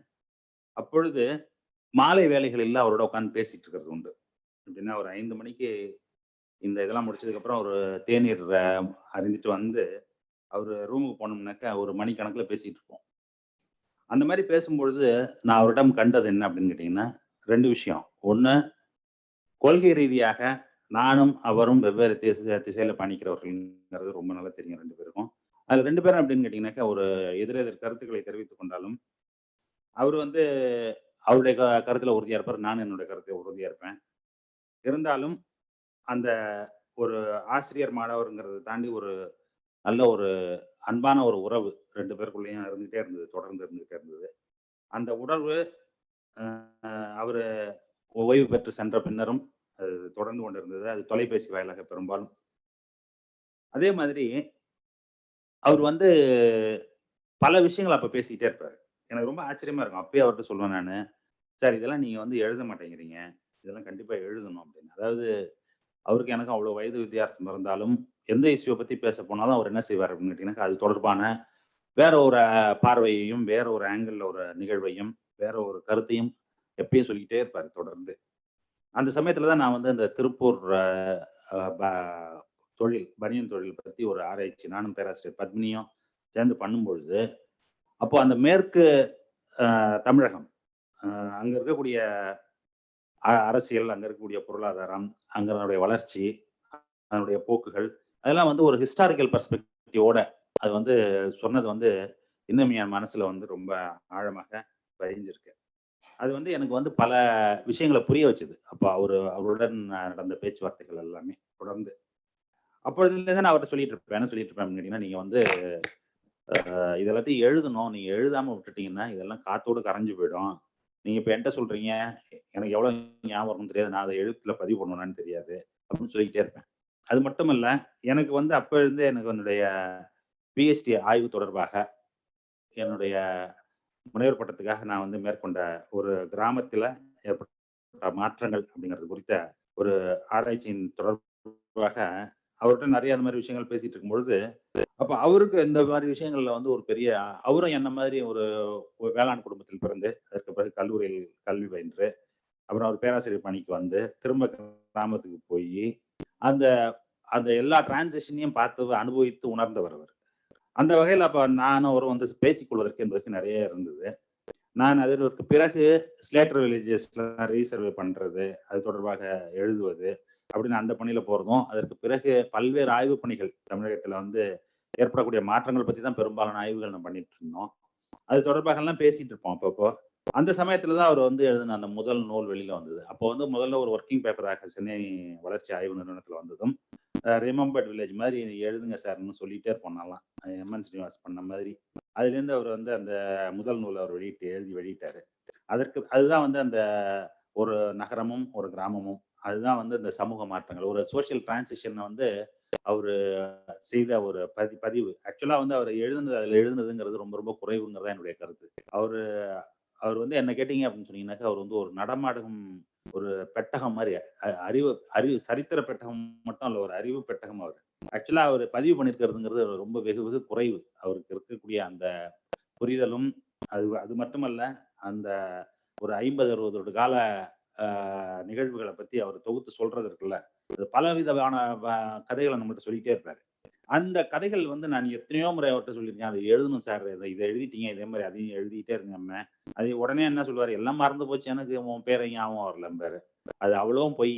என்ன அப்படின்னு கேட்டீங்கன்னா, நான் 40 வருஷமா பார்த்துக்கிட்டு இருக்கேன். ஃபர்ஸ்ட்டு பார்த்தோனே என்ன தெரியுமா சொல்றாரு, எல்லாம் எனக்கு அப்பைலருந்து சொல்லிட்டு இருக்காரு. எப்ப நான் அவர பார்த்தது 86, 87ல முதல்ல பார்த்திருப்பேன். அப்பைலருந்து இத சொல்லிட்டு இருக்காரு. என்னன்னு, இந்த மாரி எனக்கு எதுவும் ஞாபகம் இருக்க மாட்டேங்குது. உங்க பேர் கூட தெரியாது. அப்படின்னா சும்மா சொல்றது. ஆனா 1945ல என்ன நடந்ததுன்னு கேட்டீங்கன்னா, கரெக்ட்டா சொல்லுவாரு. 48ல என்ன நடந்ததுன்னு கேட்டீங்கன்னா சொல்லுவாரு. 50ல என்ன கேட்டீங்கன்னா சொல்லுவாரு. எலாபரேட்டா சொல்லுவாரு. அப்போ அந்த மாரி ஒரு பதிவு இவ்வளவு வந்து ஒரு பார்வை, அந்த மாரி ஒரு பார்வை பார்க்கக்கூடிய ஒருவர். இந்த மாரி ஒரு அகாடமிக் பேக்கிரவுண்டோட சமுதாயத்தில் ஏற்பட்ட மாற்றங்களை பார்க்கக்கூடிய ஒரு பார்வை அப்படிங்கிறது வந்து ரொம்ப ஒரு அரிய நிகழ்வு. அந்த அரிய நிகழ்வு வந்து இதுவரைக்கும் பதியப்படாமலே இருக்கிறது. சலபதி போன்ற ஒரு சீரியஸான ஒரு ஆய்வாளருக்கு வந்து என்னுடைய வேண்டுகோள், எம்ஐடிஎஸ் போன்ற ஒரு நிறுவனத்தினுடைய வேண்டுகோள் என்னன்னு கேட்டீங்கன்னா, அது போன்ற ஒருவனுடைய வரலாற்று பதிவை வந்து நம்ம மிஸ் பண்ணக்கூடாது. ஓரல் ஹிஸ்டரி ரெக்கார்ட் பண்றது அப்படிங்கிற ஒரு ப்ராஜெக்ட் ஏதாவது ஒன்று இந்த பொன்விழா ஆண்டுல துவக்கி அது வந்து அந்த மாதிரி பேராசிரியர் நீலகண்டன் போன்றவர்களுடைய அந்த அனுபவங்களும் அவருடைய பார்வையில் வரலாறு, ஒரு வரலாறு இல்லைங்கிறது எனக்கு தெரியும், பல வரலாறுகள் எழுதப்படலாம். அதில் ஒரு வரலாறு, அவருடைய வரலாறு, அவர் எப்படி பார்க்குறாரு அப்படிங்கிறது வந்து நிச்சயமாக நாம் பதிவிட வேண்டிய ஒரு காலத்தில் இருக்கிறோம். அந்த வகை அதுதான் என்னுடைய வேண்டுகோள் இந்த சமயத்துல. இப்போ பேராசிரியர் நீலகண்டன் அப்படின்னு பார்த்தோம்னா, என்னுடைய புரிதல் என்ன, அவர் நேரடியாக எனக்கு வகுப்புகள் எடுத்ததில்ல நான் சொன்னேன். அவருடன் நான் வந்து தனிப்பட்ட முறையில 1 to 1 அப்படிங்கிற அளவுல நான் பேசுவதிலிருந்து எனக்கு தெரிந்தது அப்படிங்கிறது என்னன்னா, பெரும்பாலும் அந்த பேச்சுகள் வந்து அவர் சொல்வதையும் நான் சொல்வதையும் வந்து ஒரு ஒப்புமை இல்லாம அவர் சொல்றதை நான் ஏத்துக்க மாட்டேன், நான் சொல்றதை அவர் ஏத்துக்க மாட்டார், அப்படிதான் போய் முடியும். ஆனாலும் எங்களுடைய பயணங்கள் தொடர்ந்துகிட்டே தான் இருந்தது. இன்னும் குறிப்பாக இந்த புத்தகத்திற்கு முதல்ல ஒரு புத்தகம் எழுதினார்ல, அது வந்து ஆடம் ஸ்மித் முதல் கார்ல் மார்க்ஸ் வரை, அது செவ்வியல் அரசியல் பொருளாதாரம், கிளாசிக்கல் பொலிட்டிக்கல் எக்கானமி. அந்த புக்கினுடைய டிராஃப்ட் அதெல்லாம் வந்து ஒரு தடவை சலபதி தான் என்கிட்ட சொன்னார். இந்த மாதிரி பேசிட்டு இருக்கும்போது, இது மாதிரி நீலகண்டன் சார் எழுதிட்டு இருக்கிறத படிக்கிறது கூட ஒருத்தனும் ஆளுகள் கிடைக்க மாட்டேங்குது நமக்கு அப்படின்ட்டு. அப்போ எனக்கு சலபதிட்ட சொன்னேனா இல்லை நீலகண்டன் சொன்னேனா என்னன்னு ஞாபகம் இல்லை. நான் படிச்சு தரேன் அப்படின்னு சொல்லிட்டு நான் வாலண்டியர் பண்ணி நான் தான் வாங்கினேன் அவர்கிட்ட சேர்ந்து. வாங்கிட்டு அது ஒரு ரொம்ப ஒரு இன்ட்ரெஸ்டிங்கான ஒரு அனுபவம். எப்படி அப்படின்னு கேட்டிங்கன்னா, அவர் வந்து ஒவ்வொரு டிராஃப்ட் எழுதி ஒரு சாப்டர் எழுதி முடிச்சோன்னு என்ன செய்வாருனாக்கா, அது ஒரு பிரிண்ட் அவுட் எடுத்து இமெயிலில் அனுப்ப மாட்டார். நான் அவர்கிட்ட சொல்லிட்டேன், எனக்கு டபுள் ஸ்பேஸில் பிரிண்ட் அவுட் எடுத்து எனக்கு அனுப்பிச்சிருங்க, அதுதான் எனக்கு படிக்கிறதுக்கு வசதியாக இருக்கும் அப்படின்ட்டு. அதே மாதிரி அவர் என்ன செய்வாருன்னா, அது அவர் கிராமத்தில் அப்பிப்பாளையத்தில் உட்காந்துட்டு அதை எல்லாமே செய்வார். உட்காந்து அதை வந்து அவருடைய புதல்வர் வந்து கரூரில் இருக்கிறவருக்கு அதை அனுப்பிச்சு அவரு அதை வந்து ஒரு பிரிண்ட் அவுட் எடுத்து அதை ஒரு கூரியரில் போட்டு அடுத்த நாள் காலையில் எனக்கு வந்து சேரும். வந்ததற்கு பிறகு நான் 3 வண்ணத்தில் பேனா வைத்திருப்பேன். ஒண்ணு வந்து ஒரு சிவப்பு வண்ணத்துல ஒண்ணு, ஒரு ப்ளூல ஒண்ணு, ஒரு கருப்புல ஒண்ணு, வேற ஒரு கிரீன்ல ஒண்ணு. 3 கலர்ல வச்சிருப்பேன். ஒவ்வொரு கலருக்கும் ஒரு கோடு வச்சுக்கிட்டேன். எப்படி அப்படின்னாக்கா, சென்டென்ஸ மாத்தி எழுதுறது ஒரு கலரு, என்னுடைய ஒப்பீனியன் எழுதுறது ஒரு கலரு, பிழை திருத்தம் மட்டும் பண்றது ஒரு கலர் அப்படின்னு சொல்லி வச்சுக்கிட்டு, அது அவர்கிட்ட முன்னாடியே கோடு சொல்லிட்டேன். இந்த கலர்ல வந்ததுன்னா இதுதான் அதுக்கு பொருள் அப்படின்னு சொல்லிட்டு. அந்த வகையில் அது எல்லாத்தையும் 1 நாள்லயோ 2 நாள்லயோ படித்து விட்டு அதை அவருக்கு நான் திருப்பி அனுப்பிச்சுடுவது வழக்கம். மறுபடியும் கூரையில் நான் அனுப்பிச்சிடுவேன் இங்கிருந்து அவருக்கு. ஆனால் அந்த மறுபடியும் என்ன செய்வாருன்னு கேட்டீங்கன்னா, அதை எல்லாத்தையும் 3ஐயும் கவனத்தில் எடுத்துக்கொண்டு அதை எல்லாத்தையும் திரும்ப எல்லாத்தையும் ரீஒர்க் பண்ணி திரும்ப எனக்கு அனுப்புவார். இந்த பணியில வந்து ரொம்ப அவருக்கு உற்ற துணை மட்டுமல்ல, ஒரு என்ன கேட்டீங்கன்னா இன்னும் நியாயமாக சொல்ல போனால் பேராசிரியர் நீலகண்டன் வந்து இந்த புத்தகத்தை 2 புத்தகங்கள் 3 புத்தகங்கள் எடுத்து எவ்வளவு உழைச்சிருக்கிறாரோ அதில் சமபங்கு உழைப்பு அல்லது அதற்கு மேலும் கூட அவரது துணைவியார், வாழ்க்கை இணையர் நிர்மலா மேடம் அவர்களுக்கு இருக்கிறது என்று நான் நிச்சயமாக நம்புகிறேன். ஏன் அப்படின்னு கேட்டீங்கன்னா, அவர் என்ன சாப்டர் எழுதியிருக்காருன்னு அவங்க கரெக்டா சொல்லுவாங்க. அது மட்டும் இல்ல, அது என்ன இது இருக்குன்னு போனோன்னு படிச்சு காட்டுவாரு, அவங்களும் படிச்சு பார்ப்பாங்க. அது வந்து அந்த மாதிரி அவங்க 2 பேரும் சேர்ந்து அது பல பல சமயங்கள் இயங்குறத நான் போன்ல பேசும்போது எனக்கு தெரியும். அது மாதிரி பேசும்போதே என்கிட்ட சொல்லுவாரு, மேடம் பார்த்தாங்க, இது சொன்னாங்க, அது சொன்னாங்கன்னு சொல்லுவாரு. அந்த வகையில அவருடைய பங்களிப்பு அப்படிங்கிறது மிகப்பெரிய அளவில் இருக்கிறது. அவருக்கு என்னுடைய வாழ்த்துக்களும் நன்றிகளையும் சொல்லுவோம். நம்மளுடைய தமிழ் அறிவு சூழலின் சார்பாக அவர் 2 பேருக்கும் நம்ம அந்த நன்றியை சொல்லணும். இப்ப அப்படியாக அந்த பயணம் துவங்கியதுக்கு பிறகு என்னாச்சு அப்படின்னு இந்த 2வது அப்ப நான் அவர்கிட்ட சொன்னேன், இதோட நிறுத்திடக்கூடாது, அடுத்ததையும் எழுதி முடிச்சிடணும் சார் அப்படின்ட்டு. அப்படி ஆரம்பிக்கப்பட்டு இந்த புத்தகம் பிரிண்ட் ஆகி என் கைக்கு வந்து சலபதி நம்ம விஜயபாஸ்கர் பேராசிரியர் விஜயபாஸ்கர் வயதாக எனக்கு கொடுத்து அனுப்பிச்ச போது எனக்கு பார்த்து இது ரொம்ப ஆச்சரியமா இருந்தது. முதல்ல பார்த்துட்டு மிரண்டேன். என்ன அப்படின்னு கேட்டீங்கன்னா, ஏன்னா 540 பக்கம் 530 பக்கம் அது வந்துருச்சு. அது நான் தனித்தனியா படிச்சிருக்கேன், ஒரு சாப்டரா படிச்சிருக்கேன். இது கிட்டத்தட்ட 530 பக்கம் வந்திருக்குது. இவ்வளவு பெரிய புக்கா வந்துருச்சு, அது எப்படி இவ்வளவு வயசுல இவ்வளவு பெரிய உழைப்பு அப்படின்ட்டு. ஆனா ஒரு பெரிய சங்கடம் என்ன அப்படின்னு கேட்டீங்கன்னாக்கா, இதை நான் படித்து கிட்டத்தட்ட 4-5 ஆண்டுகள் ஆனதுனால பல விஷயங்கள் எனக்கு வந்து இப்போ மறந்து போச்சு. அந்த இடத்துல என்னென்ன என்ன திருத்தணும், என்ன மாத்தி அமைச்சோம் அப்படிங்கிறதெல்லாம் சுத்தமா ஞாபகத்துல இல்லை. ஆனா இதுல ஏன் அதுல ஏதோ ஒரு டிலே ஏற்பட்டதுன்னு தெரியல. ஆனாலும் கூட ஒரு நல்லதுதான், அந்த காலதாமதம் அப்படிங்கிறது நல்லதுதான். எப்படின்னா இப்ப எம்ஏடிஎஸ்னுடைய 50வது ஆண்டு நிகழ்வுல இந்த புத்தகம் வெளிவருவது என்பது மிகவும் மகிழ்ச்சிக்குரியது, மிகவும் பாராட்டுக்குரிய ஒரு விஷயமாக இருக்கிறது. சரி, இந்த புத்தகம் வந்து சொல்லணும்னு சொன்னாக்க இது வந்து பெரிய புத்தகம் உண்மையிலேயே. அது எழுதியிருக்கப்படக்கூடிய விதம் அப்படின்னு பாத்தீங்க அப்படின்னு சொன்னீங்கன்னாக்கா, இதுல வந்து மொத்தம் என்ன சொல்லலாம் 18-19 இயல்கள் இருக்கு. ஒவ்வொரு இயல்லையும் வந்து எப்படின்னு கேட்டீங்கன்னாக்கா ஒவ்வொருத்தரை பத்தியும் சொல்லி கொண்டு வர்றாரு. அதுல மிக முக்கியமா என்ன நினைக்கிறேன் அப்படின்னு கேட்டீங்கன்னாக்கா, அந்த வரலாறு சொல்றது இருக்குல்ல, அந்த சமயத்தில் என்ன நடந்தது அப்படிங்கிறது இருக்குல்ல, அதுதான் ரொம்ப ரொம்ப ஒரு அடித்தளமாக அமைவது.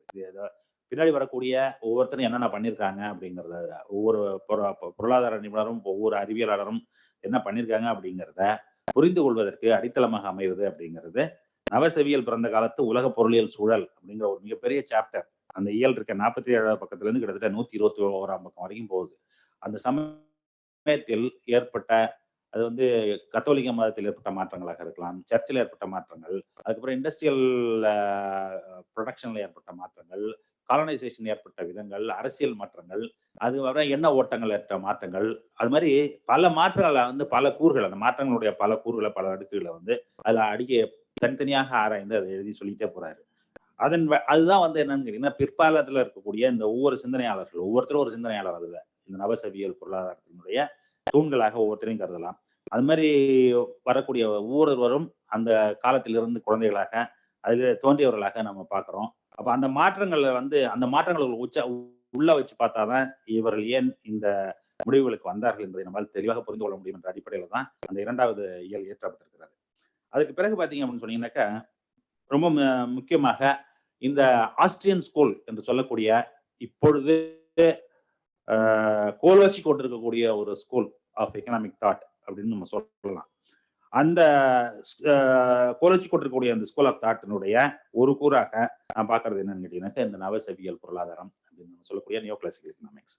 அதுல ஒவ்வொருத்தரும் யார் எப்படி ஆரம்பிச்சா, அந்த சிந்தனைகள் வந்து எப்படி அதற்கு முன்பாக அது வந்து ஒரு அரசியல் பொருளாதாரம் என்ற தலைப்பில தான் இயங்கி கொண்டிருந்தது, அந்த பேர்ல தான் அது இயங்கி கொண்டிருந்தது அப்படிங்கிறது.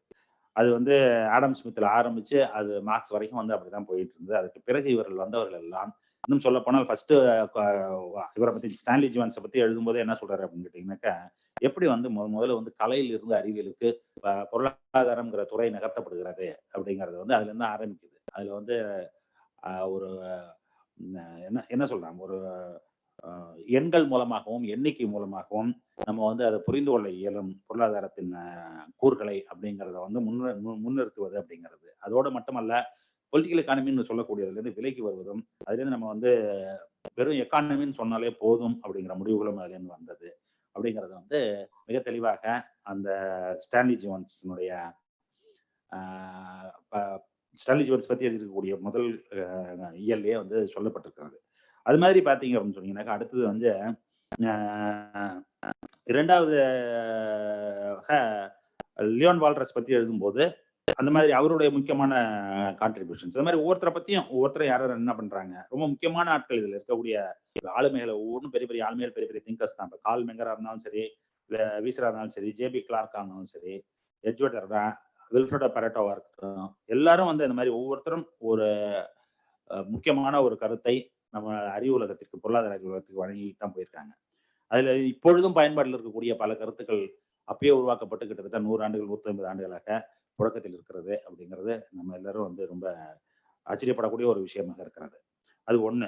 2வது விஷயம் என்ன அப்படின்னு கேட்டீங்கன்னாக்கா, எனக்கு இந்த புத்தகத்துல வந்து பேராசிரியர் நீலகண்டன் எழுதியிருக்கும் விதம், இந்த ஒவ்வொரு இயலையும் எழுதியிருக்கிற விதம் வந்து அவர் எப்பயும் பேசும்பொழுது எப்படி பேசுவாரோ அதே போன்ற ஒரு பாணியை தான் கை கொண்டிருக்கிறாருன்னு நான் நினைக்கிறேன். முதல்ல என்ன செய்வார் அப்படின்னு கேட்டீங்கன்னாக்கா, அவர் பேசும்போது ஒரு விஷயத்தை பத்தி பேசும்போது அப்படி வந்து ஒரு பிளேன்ல டிராவல் பண்ற மாதிரி இருக்கும் அவரோட பேசுறது. எப்படின்னாக்கா, ஒரு கிரவுண்ட்ல எப்படி இருந்தோம்னாக்கா சாதாரணமா எப்படி இருக்கும், ஒரு ஏர்கிராஃப்ட் உள்ள ஏறி உட்கார்ந்தோம்னா எப்படி அது கிரவுண்ட்ல இருக்கோ, அது போல வந்து எப்படின்னா கீழே நம்ம சாதாரணமா அன்றாட வாழ்க்கையில எப்படி ஒருத்தரை பத்தி பேசுவோம் அது மாதிரி அவர் அந்த ஊருங்க, அவர் அந்த கல்யாணத்தை பண்ணிட்டாருங்க, அவர் அப்படி இருந்தாருங்க அப்படிங்கிறதுல ஆரம்பிச்சு, அப்புறம் வந்து வேகம் பிடித்து அதுக்கு வந்து அது 20,000 அடி 30,000 அடி உயரத்தில் பறப்பது போல் இது என்ன செய்யும் அப்படின்னு கேட்டீங்கன்னாக்கா, இதுல இப்படி குடும்ப வாழ்க்கை, அவர் எங்க பிறந்தாரு, அவருடைய தொழில் என்ன, எங்க படிச்சாரு அப்படிங்கிறதான் சொல்லிட்டு, அதற்கு பிறகு அவருடைய பங்களிப்பு அப்படின்னு வரும்பொழுது அது டேக் ஆஃப் ஆக ஆரம்பிச்சிடும். அந்த இயல் டேக் ஆஃப் ஆகி மேல போய் அது வந்து எவ்வளவு இடத்த கவர் பண்ண முடியுமோ, அது கிரிட்டிக்காக எவ்வளவு சுருக்கமாக அது சொல்லி முடிக்க முடியுமோ அது சொல்லி முடிப்பது அப்படிங்கிறது. 2வது ரொம்ப முக்கியமான ஒரு கூறு அப்படி நம்ம பார்க்கறது என்ன அப்படின்னு கேட்டீங்கன்னா, தமிழ்ல வந்து 1970களில் அல்லது ஆரம்ப 70களின் துவக்கத்திலையும் அதற்கு பிறக்கும் நான் கல்லூரி மாணவனாக இருக்கும் பொழுது இந்த தமிழ்நாடு பாடநூல் நிறுவனம் வெளியிட்ட பல பொருளாதார புத்தகங்கள்லாம் படிச்சு பார்த்திருக்கேன். நான் ஆங்கில வழியில படிச்சிருந்தாலும் கூட தமிழ் மேல இருந்த ஆர்வத்தால் அந்த புத்தகங்கள்லாம் படிக்கும் வழக்கம் உண்டு எனக்கு. இப்போ நல்ல நற்பேராக இப்ப என்ன பண்ணிட்டு இருக்காங்க அப்படின்னாக்க, தமிழ்நாடு பாடல் நூல் நிறுவனம் வந்து மீண்டும் அந்த புத்தகங்களை எல்லாம் பதிப்பிக்கிறார்கள் என்று அந்த பாடல் நூல் நிறுவனத்திலிருந்து வந்து அவங்க என்னிடம் தெரிவித்தார்கள். இப்ப அந்த மாதிரி ஒரு காலகட்டத்தில் வந்த புத்தகங்களுக்கு பிறகு நான் அந்த மாதிரி தமிழ்ல வந்து புத்தகங்கள் படிக்கிறதுக்கு எனக்கு அந்த வாய்ப்பு கிடைக்கலையா அல்லது என் கண் பார்வைக்கு வரலையா என்னன்னு தெரியல. ஏன்னா நான் பொதுவாக நிறைய தமிழ் புத்தகங்கள் வாங்கி வாசிக்கிற பழக்கம் உண்டு எனக்கு. ஆனாலும் என் கண்ணில் படவில்லை. ஒருவேளை அது என்னுடைய துரதிர்ஷ்டமா என்னன்னு தெரியல. அதற்கு பிறகு பேராசிரியர் நீலகண்டன் அவர்கள் இவ்வளவு சீரியஸான ஒரு விஷயத்தை எடுத்துக்கொண்டு இந்த புத்தகத்தை வெளியிட்டிருக்கிறதுங்கிறது மிகவும் பொருத்தம். ஏன்னா அந்த தமிழ்ல அந்த மாதிரி எழுதுறதுக்கே இப்ப ஆட்கள் ரொம்ப குறைந்து போயிட்டாங்க. ஒண்ணு. 2வது வந்து அதுல இருக்கக்கூடிய எடுத்துக்காட்டுகள் இருக்குல்ல, அந்த எடுத்துக்காட்டுகள் எல்லாம் வந்து தன்வயப்படுத்தி எழுதுறது. இப்போ ஒரு கமாடிட்டியை பத்தி நம்ம சொல்றோம் அப்படின்னு சொன்னோம்னாக்கா, அவங்க வந்து ஏதாவது ரைன் ரிவரை பத்தி எழுதியிருக்காங்க அப்படின்னு சொன்னோம்னாக்கா, ரைன் ரிவர் எடுத்து அந்த எடுத்துக்காட்டை இங்க எப்படி கையாளுறது கிடையாது. உடனே என்ன செய்வார் அப்படின்னு கேட்டீங்கன்னாக்கா, இங்க இருக்கும் காவிரியை வந்து ஒரு எடுத்துக்காட்டாக எடுத்து, அப்போ அந்த காவிரியினுடைய நீர் அந்த காவிரி கரையின் நீர் உட்கார்ந்துருக்கவனுக்கு நீருடைய மதிப்பு என்னவாக இருக்கும், அது பொல்யூட் ஆனதுக்கு பிறகு அந்த நீருடைய மதிப்பு, குடிநீருக்கு உண்டான மதிப்பு என்னவாக இருக்கும் அப்படின்னு சொல்லி நம்ம அன்றாடம் உணரக்கூடிய உணரக்கூடிய விஷயங்களை எடுத்துக்காட்டாக சொல்லி செல்வது அப்படிங்கிறது மக்களை வந்து அந்நியப்படுத்தாமல் அவர்களை வந்து உள்வாங்குவதற்காகவும் நம்மளோட பயணிக்க செய்வதற்கும் ஒரு ஆசிரியராக அவர் செய்யும் முயற்சி வந்து ரொம்ப ஒரு முக்கியமான ஒரு முயற்சியா நான் பார்க்கிறேன். அதே போல இந்த பொருளாதாரத்துல வந்து அதுவும் குறிப்பாக மார்ஜினல் யூட்டிலிட்டி விஷயங்கள் இருக்குல்ல, அதை பத்தி விளிம்பு நிலை விஷயங்கள்னு சொல்லும்பொழுது அதுதான் வந்து இந்த புது விளிம்பு நிலை சார்ந்த ஆய்வுகள் அப்படின்னு நம்ம சொல்லும்பொழுது டெஃபினட்டா நீங்க வந்து கமாடிட்டிஸை பத்தி பேசி அதனுடைய கன்சம்ஷனை பத்தி பேச வேண்டிய அவசியம் இருக்கும் பொழுது ஆப்பிள்கள் ஆரஞ்சுகள் தான் நம்ம படிப்போம் இங்கிலீஷ் டெக்ஸ்ட் புக்ல. அது மாதிரி இல்லாமல் அது தோசை இட்லி போன்ற எடுத்துக்காட்டுகளை முன்வைப்பது மூலமாக மக்களுக்கு வந்து அந்நியப்படுத்தப்படாமல், ஆனா இப்போ சொல்லலாம் ஆரஞ்சு ஆப்பிள் இப்போ சர்வசாதாரணமான புழக்கத்துக்கு வந்துவிட்டது, ஒரு அறியாத பொருள் கிடையாது இப்போ. ஆனாலும் கூட இன்னும் அதை எளிமைப்படுத்துவதற்கும் மக்களுக்கு அருகாமையில் கொண்டு சேர்ப்பதற்குமாக அந்த மாதிரி எடுத்துக்காட்டை கொண்டு செல்றது அப்படிங்கிற ஒரு பாணியையும் கைப்பற்றிட்டு இருக்காரு. 3வது ஒரு முக்கியமான விஷயம் என்ன அப்படின்னு கேட்டீங்கன்னாக்கா, இந்த எழுத்துல வந்து மிக பெரும்பான்மையாக அந்த மணிப்பிரவலனையை தவிர்த்து அது வந்து எவ்வளவுக்கு அளவு நம்ம வந்து தமிழ்ல எழுதணுமோ அந்த அளவுக்கு எழுதுவது அப்படிங்கிறது. அதே சமயத்தில் நம்ம தமிழ்ல எழுதுறோம்னு சொல்லி மற்றவனுக்கு புரியாம ஆயிடக்கூடாதுங்கிறதுல மிகவும் கவனமாக அங்கங்க என்ன வந்து முக்கியமான டேர்ம்ஸ் அண்ட் டெர்மினாலஜிஸ் எல்லாத்தையும் அடைப்புக்குறிக்குள்ள வந்து ஆங்கிலத்தில் கொடுத்து செல்வது அப்படிங்கிறது மிகவும் வரவேற்புக்குரிய ஒன்று. அது வந்து என்னன்னு கேட்டீங்கன்னா, இப்ப உதாரணமாக இப்ப வந்து எக்ஸ்சேஞ்ச் ரேஷியோ அப்படின்னு சொன்னாக்க பரிவர்த்தனை விகிதம் அப்படின்னு சொல்லும்பொழுது எக்ஸாக்டா ப்ரிசைஸா நம்ம என்ன மீன் பண்றோம், ஏன் அப்படின்னு கேட்டீங்கன்னா, நம்ம வந்து பல பல அறிஞர்கள் வந்து தமிழ்ல பொருளாதார நூல்களை எழுதி சென்றால் மட்டும்தான் இந்த என்ன ஆகும்னாக்கா இந்த மொழிகள்லாம் ஸ்டாண்டர்டைஸ் பண்ண முடியும். இந்த சொற்றொடர்கள்லாம் இந்த பதத்தொடர்கள்லாம் ஸ்டாண்டர்டைஸ் பண்ண முடியும். அப்படி இல்லை என்று சொன்னால் பேராசிரியர் நீலாண்டன் ஒன்று எழுதுவாரு, நான் ஒன்று எழுதுவேன், சலபதி அதை திருத்தும் போது வேற ஒன்று எழுதுவாரு, அது மாதிரி இப்படி போய்கிட்டே இருக்கும். இப்ப இந்த மாதிரி தொல்லைகள் வரும்பொழுது அந்த சமயத்துல விவாதிச்ச நல்லா நினைவு இருக்கு. அப்ப அவர் நீலாண்டன் சார்ட்ட சொன்னேன், நீங்க வந்து சார் இந்த இதெல்லாம் நீங்க தமிழ் படுத்துங்க, உங்களுக்கு உய்த்து உணர்ந்து எது சரியா இருக்கும் அப்படிங்கறத எழுதுங்க.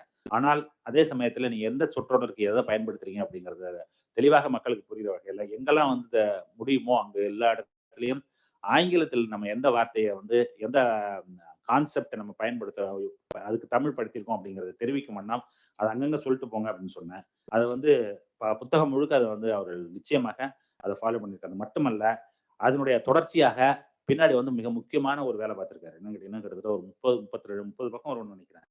அது வந்து ஆங்கிலத்துல இருந்து தமிழுக்கும் தமிழில் இருந்து ஆங்கிலத்துக்கும் வந்து ஒரு கிளாசரி ஒன்று தயார் பண்ணி கொடுத்துருக்காரு அப்படிங்கிறது. இது வந்து இந்த புத்தகத்தினுடைய இன்னொரு பெரிய பங்களிப்பா நான் நினைக்கிறேன். எப்படி அப்படின்னு கேட்டீங்கன்னா, எதிர்காலத்தில் இப்போ வந்து கட்டுரைகள் எழுதுபவர்களோ, பொருளாதாரத்துல கட்டுரை எழுதுபவர்களாக இருக்கட்டும், அல்லது பொருளாதாரத்தின் வழியாக தமிழின் வழியாக அதை பேசுபவர்களாக இருக்கட்டும், அவர்களுக்கெல்லாம் வந்து இந்த அடைவு அது வந்து மிகப்பெரிய அளவில் வந்து அவர்களுக்கு பிரயோஜனமாக இருக்கும் என்பது எனது தீராத நம்பிக்கை. அந்த கலைச்சொல் அகராதி மாதிரி ஒன்று கொடுத்துருக்காருல, அது வந்து தமிழ்ல இருந்து ஆங்கிலம், ஆங்கிலத்துல இருந்து தமிழ், அந்த கான்ட்ரிபியூஷன் வந்து ஒரு மிக முக்கியமான ஒரு செயலாக நான் கருதுறேன். இப்படி இந்த அது இல்லாம ஒரிஜினலா புக் என்னென்னலாம் ரெஃபர் பண்ணியிருக்காரு அப்படிங்கிறது வந்து பின்னாடி வந்து ஒரு புக்ஸ் அண்ட் ஆர்டிகல்ஸ் வந்து ஒரு பெரிய பட்டியல் இருக்குது. யாராவது வந்து மேற்கொண்டு அதை பத்தி இப்ப மென்கரை பத்தி இன்னும் படிக்கணும், இன்னும் டீட்டெயிலா படிக்கணும், இதுல இருக்கிறது வந்து பத்தாது நமக்கு, இது ஒரு அறிமுகம் தான். எப்படி இருந்தாலும் வந்து என்னன்னு கேட்டீங்கன்னா, இதனுடைய பர்பஸ் என்னன்னா, இப்பொழுது கோலோச்சி கொண்டிருக்கக்கூடிய இந்த ஃப்ரீ மார்க்கெட் எக்கானமி அப்படிங்கிற கான்செப்ட் இருக்குல்ல, அதை பத்தி அதனுடைய பல கூறுகளை பத்தி தெரிஞ்சுக்கணும் அப்படின்னு சொன்னோம்னாக்க இந்த ஒரிஜினல் யாரெல்லாம் இதுல திங்க் பண்ணாங்களோ அந்த திங்கர்ஸ் யாரு, அப்படிங்கிறத படித்து தெரிஞ்சுக்கணுங்கிறதுக்காக ஒரு அறிமுகப்படுத்துவது தான் அந்த நூலுடைய நோக்கமாக இருக்கிறது. அந்த வகையில் யாராவது வந்து படிக்கும் மாணவர்களோ ஆசிரியர்களோ இதை மேற்கொண்டு நம்ம தெரிஞ்சுக்கணும் அப்படின்னு சொன்னால் துணை நூறு பட்டியலுக்கு போய் அதில் அவர் ரெஃபர் செய்திருக்கக்கூடிய புத்தகங்கள் அதை எடுத்து டீட்டெயிலாக படிப்பதற்கு ஏதுவாக அந்த அந்த லிஸ்ட்டு அந்த பட்டியல் வந்து இணைக்கப்பட்டிருக்கிறது. அது மட்டுமல்ல, இன்னும் வந்து என்னன்னு கேட்டீங்கன்னாக்கா, நீங்க நெட்ல பார்க்கணும் அப்படின்னு சொன்னோம்னாக்கா அதற்கு உண்டான பட்டியலும் அதிலேயே கொடுக்கப்பட்டிருக்கிறது. அதுக்கு பின்னாடி இருக்கிறது எல்லாத்தையும் நீங்க எங்க போய் வந்து அதெல்லாம் எடுக்கலாம், எதெல்லாம் அவைலபிளா இருக்கு, எங்க போய் பார்க்கலாம் அப்படிங்கிறது அவர் எதெல்லாம் இதுல ரெஃபர் பண்ணியிருக்காரோ அது எல்லாத்தையும் இந்த புத்தகத்துல அவர் வெப் லிங்க்ஸ் அப்படின்னு சொல்லக்கூடியதையும் கொடுத்துருக்கிறாரு. அடுத்தது வந்து நான் இதுல இந்த புத்தகத்தை பத்தி நான் சொல்ல வேண்டிய விஷயம், முக்கியமான விஷயம் அப்படின்னு சொன்னேன் என்ன அப்படின்ட்டீங்கன்னா, நான் வந்து முதல் பதிப்பிலே வந்து நான் அவ்வளவு அந்த புத்தகம் விற்பனை ஆகும் என்று நான் நினைக்கவே இல்லை. சலபதி வந்து தன்னுடைய அறிமுக உரையில சொல்லும்போது என்ன சொன்னாருனாக்கா, ஒரு அந்த புத்தகத்திலேயே ஒரு பெரிய நட்சத்திர அந்தஸ்தை எட்டி விட்டார் அப்படின்னு சொல்லிட்டு. அது மட்டும் இல்ல, அதுக்கு பிறகு சலபதி என்னிடம் பேசும்போது சொன்னது என்னன்னு கேட்டீங்கன்னா, தமிழ்ல பொருளாதாரத்தை பத்தி எழுதி இவ்வளவு புத்தகம் வித்திருக்கு அப்படிங்கிறது வந்து ரொம்ப ஆச்சரியமான விஷயம் அப்படின்னு அவர் சொன்னாரு. அந்த அந்த ஆச்சரியத்தையும் நிகழ்த்தியது, எனக்கு எல்லாம் மறந்து போச்சு, எனக்கு கை நடுக்குது, கால் நடுக்குது, எந்திரிச்சே வர முடியல என்று சொல்லக்கூடிய பேராசிரியர் நீலகண்டன் தான். நேற்று அவர்கிட்ட இரவு நான் தொலைபேசியில பேசும்பொழுது, எந்திரிச்சு வந்து பேசுறதுக்கு இவ்வளவு நேரம் ஆகுதுங்க அப்படின்னாரு. நான் சொன்னேன், எந்திரிச்சு வர முடியுதுன்னு முதல்ல சந்தோஷப்படுங்க, அதுக்கு இவ்வளவு நேரம் ஆகுது, 2 நிமிஷம் 3 நிமிஷம் ஆகுறதெல்லாம் போய் குறை சொல்லிட்டு இருக்காதீங்க அப்படின்னு அவர்கிட்ட சொன்னது. அதுக்கு வந்து அது வரைக்கும் நான் வந்து கொடுத்து வைத்தவன் தான் என்கிட்ட சொன்னாரு. அவருக்கு வந்து இந்த சமயத்தில் என்னுடைய வேண்டுகோள் என்ன அப்படின்னு கேட்டீங்கன்னாக்கா, சலபதியையும் சேர்த்து தான் சொல்றேன், பேராசிரியர் பாபுவுக்கும் சேர்த்து சொல்கிறேன். என்ன அப்படின்னு கேட்டீங்கன்னா, அவருடைய நினைவுகளை அவர் வந்து அந்த அவர் தமிழ்நாட்டில் இருந்து இங்க படிச்சு அதுக்கப்புறம் அமெரிக்கா போயிட்டு திரும்ப அங்கிருந்து திரும்ப இங்க வந்து பேராசிரியராக பணியாற்றி அப்புறம் எம்ஏடிஎஸ் போன்ற ஒரு இடத்துல இயக்குனராக இருந்து மீண்டும் கிராமத்திற்கே சென்று, பெரும்பாலும் நம்மலாம் கிராமத்துக்கு போறதில்லை, இப்ப நான்லாம் போனேன்னு தெரியாது திரும்ப கிராமத்துக்கு. இப்போ அவர் திரும்ப மீண்டும் சென்று கிராமத்திலேயே தொடர்ந்து வசிக்கிறாரு. அந்த அந்த அனுபவம் அப்படிங்கிறது வந்து மிகப்பெரியது, மிக ஆழமானது, மிக விரிவானது. அந்த ஓரல் ஹிஸ்டரியை நம்ம வந்து பதிவு பண்ண வேண்டியது அப்படிங்கிறது நம்ம எல்லாருடைய கடமை அப்படிங்கிறது நினைக்கிறேன். அதற்கு உண்டான உதவிகளும் நான் என்னால் என்ன செய்ய முடியும்னு நீங்க நினைக்கிறீங்களோ அதை நான் வந்து தனிப்பட்ட முறையிலும் சரி, இந்த இந்த பொறுப்பிலிருந்தும் சரி, என்னால் முடிந்த அளவுக்கு அதை கண்டிப்பாக நிறைவேற்றி கொடுப்பேன் என்ற உறுதி கூறி பேராசிரியர் நீலகண்டன் அவர்களுக்கு எனது மனமார்ந்த வாழ்த்துக்களை தெரிவித்து, இதற்கு வித்திட்ட சலபதியும் ஓயாம சொல்லி நான் அது பேராசிரியர் நீலகண்டன் எழுதிப்பார்னு நினைக்கிறேன். அவருக்கும் இதனை சிறப்பாக வெளிக்கொண்டு சென்னை வளர்ச்சி ஆய்வு நிறுவனத்திற்கும் 50வது ஆண்டு விழா கொண்டாடும் சென்னை ஆய்வு நிறுவனத்திற்கு அதனுடைய மாணவன் என்ற முறையிலே அவர்களுக்கும் வாழ்த்து சொல்லி இந்த நிகழ்ச்சியிலிருந்து விடைபெறுகிறேன். நன்றி, வணக்கம்.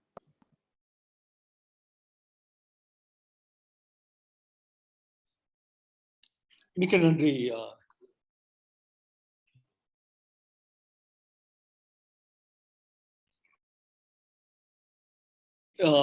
இப்போ I'll just briefly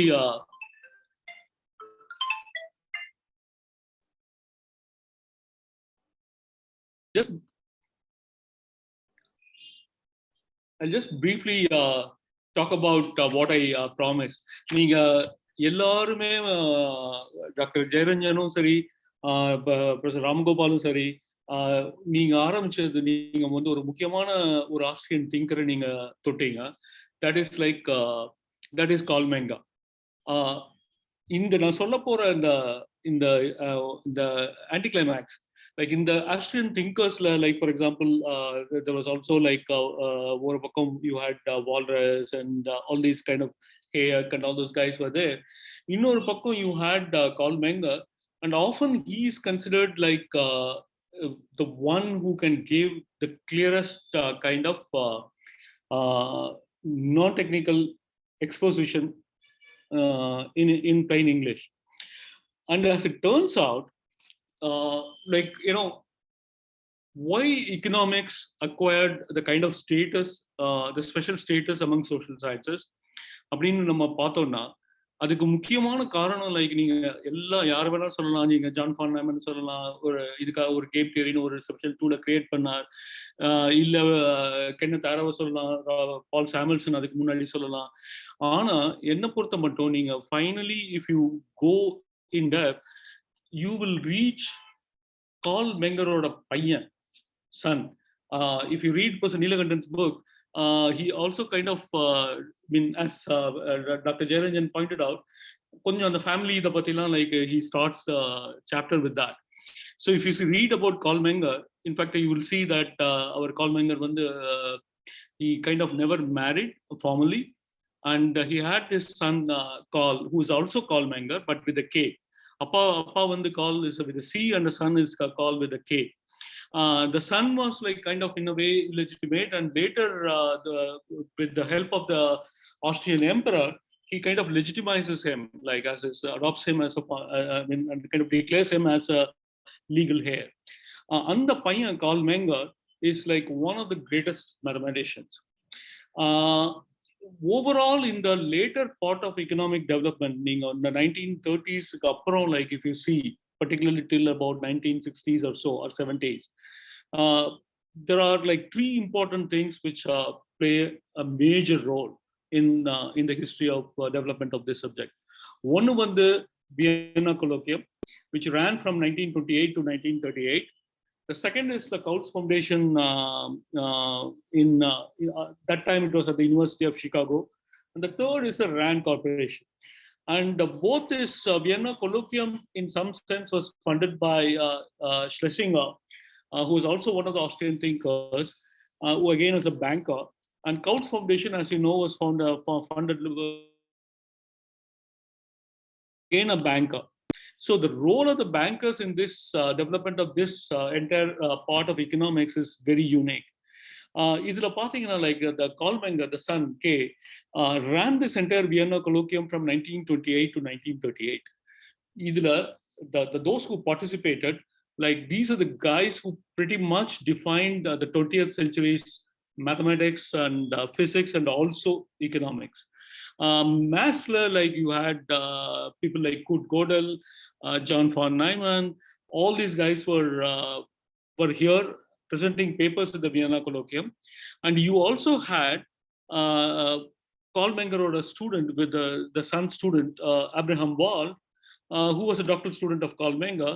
And he was a kind of an Eastern Jew without a job. And to help him, he kind of asked him to tutor Schlesinger as well as Oscar Morgenstern, who later collaborated with von Neumann on game theory work. So இவங்களுக்கு எல்லாம் maths முதல்ல தெரியாது. So இவங்க they were tutored by Abraham Wald during these Vienna Colloquium years. And later Schlesinger and Abraham Wald wrote a series of papers in 1935, 36, 37. And the 3 years அவங்க எழுதின paper, those are really the fundamental papers which laid the foundation stone for what we call now the general equilibrium theory. So in the work, Alfred Tarski, all these famous, the logician Alfred Tarski, Gödel, whom you know about in the incompleteness theorem, like they were there in this Vienna Colloquium during these years. And 1936 to 38, they immigrated to US. One group went to somewhere around New York. Abraham Wald went to Columbia University, and Tarski went to City University of New York.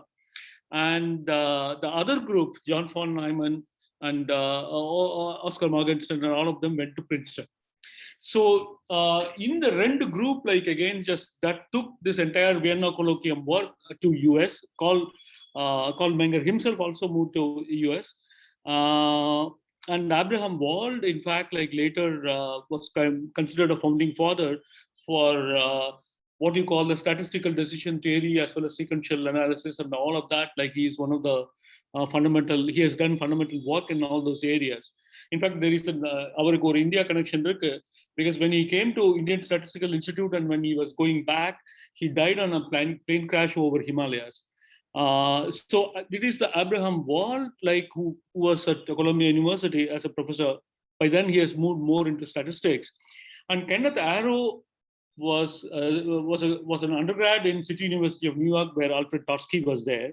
And from Tarski, he learns his entire logic. And he comes to Columbia University, and he apparently wanted to originally extend John Hicks' work into the production economies, stability of equilibrium and all that into production economies. But that thesis was going nowhere.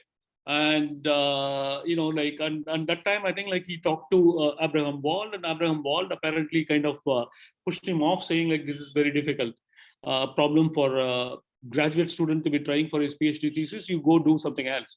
So then Kenneth Arrow kind of like his thesis was in a limbo, and he at one point apparently thought that like original the thesis. So maybe I'm a pretty bright student, but I'm incapable of writing or producing any original work. So on the mindset, like he moved to Kautz Foundation. And in the entire story, like there is one thing which starts from Göttingen. And this is a very famous German mathematician, David Hilbert. And David Hilbert is known for its Hilbert's program. And this is where he believed that all of mathematics can be derived from just two primitives, equality and element of. So that is a kind of an axiomatic system he put his entire faith on. And that's what he was promoting, Hilbert. And so as we all know that Hilbert's program hit a roadblock with the Gödel's theorem, that which showed that any axiom system that always has to be incomplete. There will be something which is always unexplainable. So that kind of a tradition, the Hilbert's tradition, was what this pseudonym or secret club of mathematicians under 50 in France followed. And they were writing under the pseudonym of Bourbaki. And Gerard Debreu is rumored to have been part of this secret club of mathematicians. So you can be here in this club and write, and they believe in the most abstract forms of mathematics and the purest of pure math kind. So Gerard Debreu comes from that kind of a Bourbaki school. And he happened to again get a Rockefeller Foundation and came to Kautz Foundation. And it is in Kautz Foundation that both Gerard Debreu and Kenneth Arrow are there. And working on the same problem, the existence of general equilibrium, and which kind of lays the foundation for all the modern work of the 20th century, the later half of 20th century. And there are papers like they were writing, and then I think Koopmans, who happened to be the deputy director of Kautz Foundation, saw that they both are working and asked them to kind of talk to each other, and then the rest is a history. And that's how the joint paper of Arrow Debreu comes up. The tool which they use in this comes from John Nash, who again happens to be a PhD student from Princeton and who is generalizing von Neumann's work on game theory. And that tradition goes, in fact, back to Poland, which is homeland for the entire topological research. And Felix Brouwer, with whom the son Carl Menger did the postdoc work in Amsterdam. So that is how like all of this gets linked up, and what you have now, the kind of economics which you have now, where the mathematics of this type, the topological spaces and so on and so forth, are the fixed point theorems and all of these kind of a thing. This mathematics as a language was, I think, like that kind of culminated out of this entire thing, but all of it you can trace it back to the Carl Menger with the K, the son. And I really don't know whether in economics or in any other field you can find such a father duo son who had made such fundamental contributions. And that also kind of explains why economics has such a special status, and the kind of language which it has, and the mathematics, how it came to acquire mathematics as a language, and the kind of abstractness which goes with it, and the departures from there. All of it you can understand by going back to the Menger family. All of it starts with the Carl Menger family, the father with the C and the son with the K. So that's like what I thought I should just briefly touch upon, the anticlimax to the entire story, which is unraveled by Professor Neelakantan in his book. Let me stop here and over to and let me just introduce the most important person.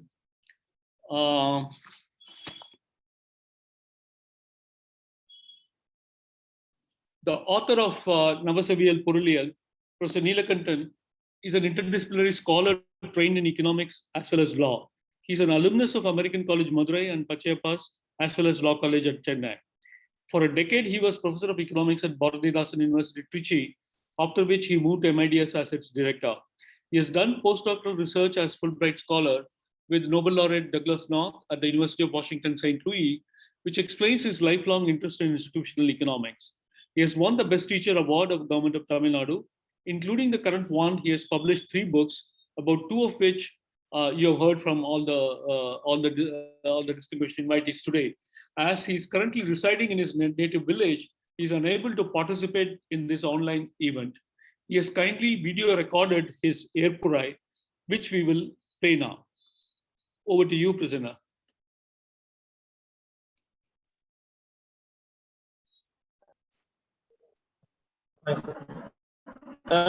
Sir Thiyagu sir play பண்ணலாங்க sir வீடியோவை.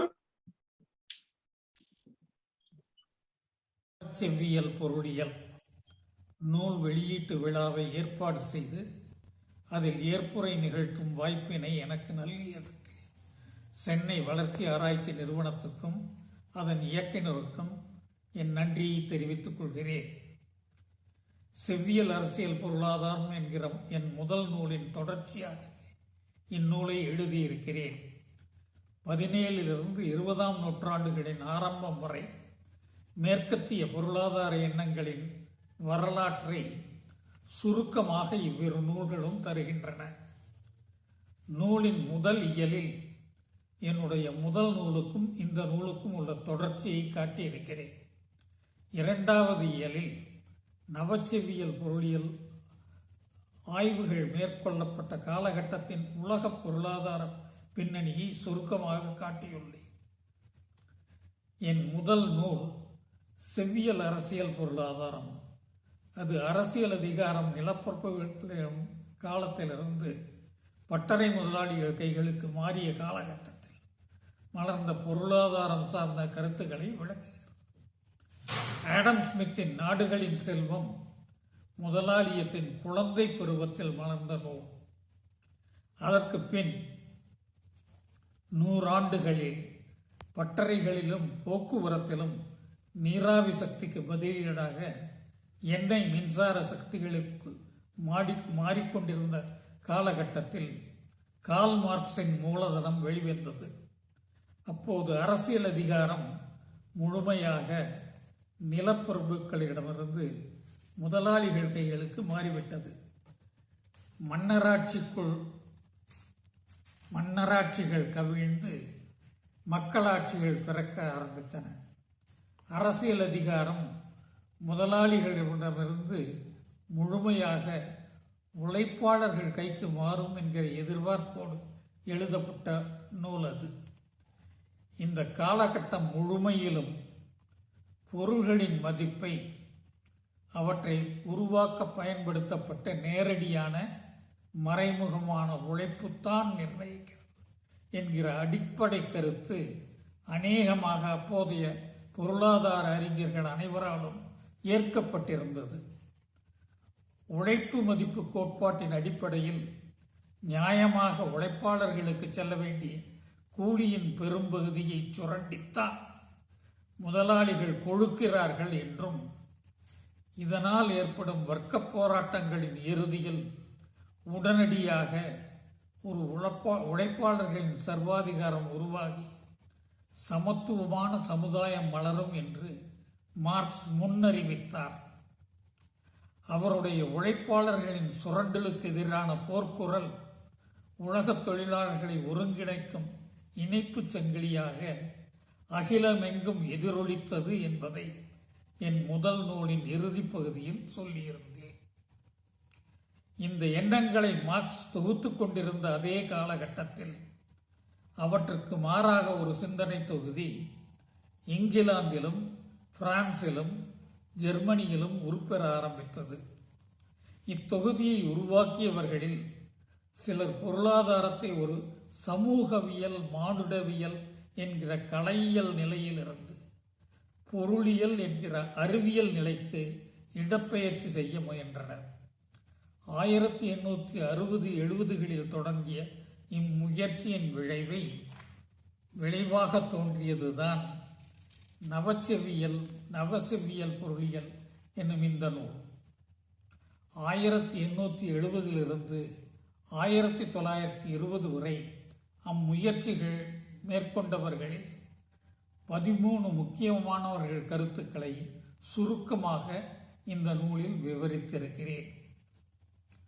உழைப்பு மதிப்பு கோட்பாட்டுக்கு பிரதியாக தன்னிச்சையாக செயல்படும் சந்தைகளில் நுகர்வோரின் அகத்தராசுகளில் எடை போடப்படும் விளிம்பு நிலை மதிப்புகளின் மொத்தம்தான் பொருள்களின் மதிப்பை நிர்ணயிக்கின்றன என்கிற கருத்தை 1870களின் ஆரம்பத்தில் ஒருவர் சொன்னதை மற்றவர் அறியாமலேயே ஜெவன்ஸ், வால்ரஸ், கால்மெங்கர் ஆகிய மூவரும் தனித்தனியாக வெவ்வேறு மொழிகளில் வெளியிட்டனர்.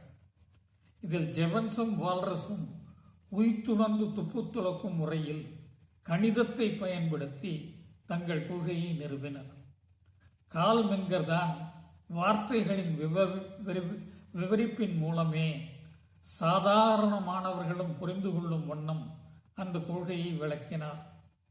நானும் இந்த நூலில் அந்த விவரிப்பை மையப்படுத்தி இருக்கிறேன். விளிம்பு நிலை பயன்பாடுகளும் விளிம்பு நிலை செலவுகளும் தேவை அளிப்புகளின் பின்னணியில் இயங்குகின்றன என்கிற பொதுக்கருத்தை தொடர்ந்து உற்பத்தி காரணிகளின் உபயோகத்துக்கான ஊதியங்கள், அதாவது நிலத்துக்கு வாரம், உழைப்புக்கு கூலி, முதலுக்கு வட்டி, தொழில் முயற்சிக்கும் ஆபத்தேற்புக்கும் லாபம் ஆகிய பகிர்வுகளும் அக்காரணிகளின் விளிம்பு நிலை உற்பத்தி திறன்களின் அடிப்படையில் நிர்ணயமாகின்றன என்ற விரிவாக்கம் நிகழ்ந்தது. எனினும் உற்பத்தி காரணிகளின் தனித்தன்மைகளை கருத்தில் அவற்றை விளக்கும் ஆய்வுகளை வெளியிட்ட முக்கியமான ஆசிரியரின் கருத்துக்களில் இந்நூலில் அடங்கியிருக்கிறது. நுகர்வோர் உச்ச பயன்பாட்டை தேடுவார்கள். உற்பத்தியாளர்கள் அவற்றின் உற்பத்தி செலவுகளை எவ்வளவு முடியுமோ அவ்வளவு குறைப்பார்கள். சந்தைகளில் ஏராளமான நுகர்வோரும் உற்பத்தியாளர்களும் இயங்குவார்கள். அவர்களின் தன்னிச்சையான செயல்களின் வழியே சந்தை மதிப்பு நிர்ணயமாகிறது என்பது நவச்செவ்வியல் பொருளியலின் அடிப்படை கருத்து. பல்லாயிரக்கணக்கான பொருள்கள், பணிகளின் சந்தைகள் அனைத்தும் செயல்படும் போது கூவி கூவி ஏலம் விட்டு ஏற்படக்கூடிய ஒரு பொது சமநிலையை வால்ரஸ் தன் கணிதம் மூலம் நிறுவினார். சிக்கல் மிக்க அந்த கருத்துக்கு மாறாக நடைமுறையில் புரிந்து கொள்ளும் வகையில் ஆல்ஃபிரட் மார்ஷல் தன் பகுதி சமநிலை விளக்கத்தை நல்கி விலை நிர்ணயத்தில் கால ஓட்டத்தின் பங்கை தெளிவாக்கியிருக்கிறார். அவர்களின் கருத்துக்களையும் நூலில் கொடுத்திருக்கிறேன். நவச்செவ்வியல் பொருளியலை சேராத அமைப்பு பொருளியல் சார்ந்த வெப்ளினின் எண்ணங்களை, அதாவது நுகர்வோர்கள் அறிவார்ந்த தேடுதல்கள் மூலம் உச்ச பயன்பாட்டை நோக்கி செல்வார்கள் என்கிற கருத்தையே நக்கல் செய்து படாட்டோப நிகழ்ச்சியை படம் பிடித்த அவரது சிந்தனைகளை தனி இயலாக இடைச்செருகள் செய்திருக்கிறேன். புது ஏகாதிபத்தியம் சார்ந்த ஹாப்சன், ரோசா லக்சம்பர்க், கிளெனின் கருத்துக்களையும் இடைச்செருகளாக இந்நூலில் இணைத்திருக்கிறேன். புறப்புதுமையான உய்த்துணரும் ஆய்வு முறைக்கும் வெளியுலக சூழல்களால் பாதிக்கப்பட்டு அக உணர்வுகளால் படிமங்களாக காட்டும் ஆய்வு முறைக்கும் இருக்கிற வேறுபாடுகளை இந்த இயல்களை படிக்கும் போதே காணலாம். முனைவர் திரு ஜெயரஞ்சன் என் 2 நூல்களின் மூலங்களின் அனைத்து கட்டுரைகளை ஒரே ஒரு இயல் தவிர படித்து திருத்தியவர். சென்னையின் பெருவெள்ளப் பெருக்கின் போது அவருடைய ஆய்வு நிறுவனத்தின் கோப்புகளில் இருந்த புள்ளி விவர தரவுகள் நனைந்து அழிந்து அதனால் ஏராளமான சிக்கல்களை சந்தித்த போதிலும் கூட என் கட்டுரைகளை திருத்தும் பணியை அவர் கைவிடாமல் மேற்கொண்டவர். தன் கொள்கைகளை ஊடகங்களில் விடாமல் வலியுறுத்துபவர். அவர் இந்த விழாவில் பங்கேற்பதற்கு என் நன்றி. முனைவர் திரு ராமகோபால் சென்னை வளர்ச்சி ஆராய்ச்சி நிறுவனத்துக்கு புதியவர் என்று விஸ்கான்சின் பல்கலைக்கழகத்தில் பொருளியல் படித்த வருமான வரித்துறையில் பணியாற்றிய அவரது தந்தை நான் MIDS நிறுவனத்துக்கு வருமான வரி விலக்களிக்க வேண்டி விண்ணப்பித்த போது அந்த கோரிக்கையை ஏற்று உத்தரவு நல்கியவர். அதை இந்த சந்தர்ப்பத்தில் நன்றியோடு நினைவு கூறுகிறேன். முனைவர் திரு ராமகோபால் ஒரு புத்தகக்குழு புதிய பொருளியல் சிந்தனைகளை இளைய தலைமுறையினருக்கு கொண்டு செல்ல அவருடைய சில்ட்ரன் ஆஃப் ஆடம் ஸ்மித் மின்னஞ்சல் தளம் பெரும் பங்காற்றுகிறது. பொருளியலில் அனைத்து புகழ்பெற்ற எழுத்தாளர்களின் பிறந்த நாள்கள், நூல்கள் வெளிவந்த நாள்கள் போன்ற செய்திகளை உள்ளடக்கிய பொருளியல் காலண்டர் வெளியிடுவார். அவர் என் நூல் வெளியீட்டு விழாவில் பங்கேற்பது எனக்கு பெருமை அளிக்கிறது.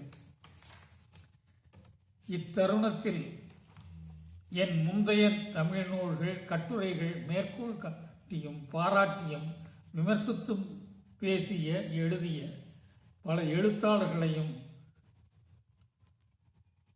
அதனால் விளைந்த ஊக்கத்தையும் நன்றியுடன் நினைத்துக் கொள்கிறேன்.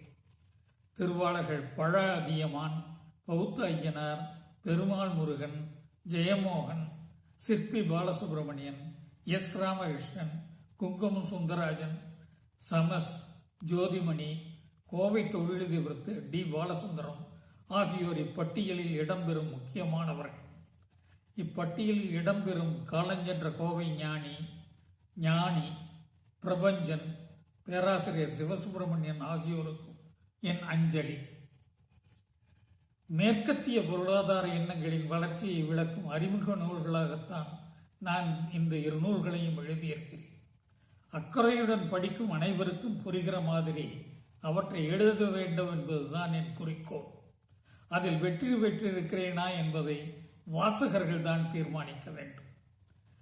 தமிழில் பொருளியல் பாடத்திட்டங்களை நடத்தி, தமிழில் ஆய்வேடுகள் வெளிவந்து, புதிய பொருளியல் எண்ணங்களை தமிழ் ஆய்வாளர்கள் உலகத்திற்கு வழங்கலாம் என்கிற கனவு நனவாகவே இல்லை.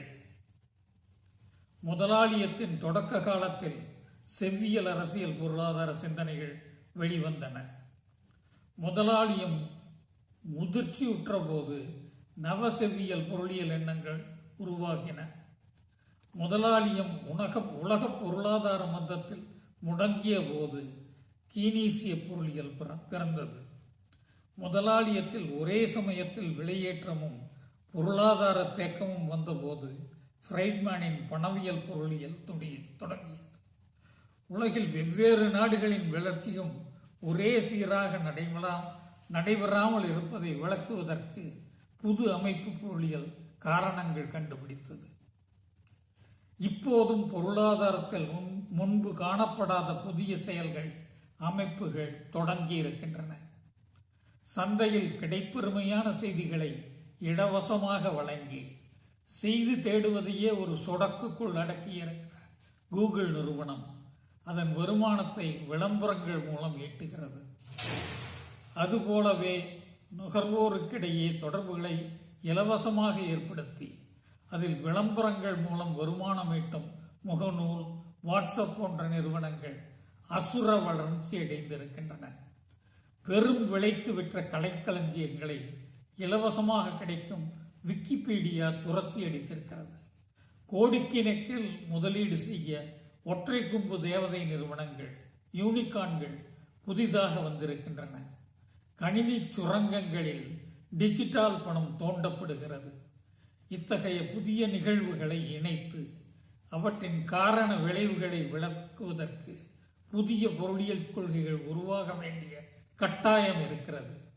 அவற்றை தமிழ்நாட்டின் பல்கலைக்கழகங்களிலிருந்தும் ஆராய்ச்சி நிறுவனங்களிலிருந்தும் எதிர்பார்ப்பவர்கள் இப்போது அதிகமில்லை. ஏனெனில் நாம் பொருளியலை தமிழில் சிந்தித்து ஆய்வு செய்வதிலும் பாடம் சொல்வதிலும் பிந்திவிட்டோம். தமிழ் போதுமான அளவு மூல நூல்களோ மொழிபெயர்க்கப்பட்ட நூல்களோ இல்லை. பாடம் சொல்லித்தரும் முறையும் அறதப்பழம். இப்போதாவது இந்த முறை மாற்றப்பட வேண்டும். அதற்கு ஒரு வழி கல்லூரி கல்வியையும் இணைய வழி கல்வியையும் இணைப்பதுதான்.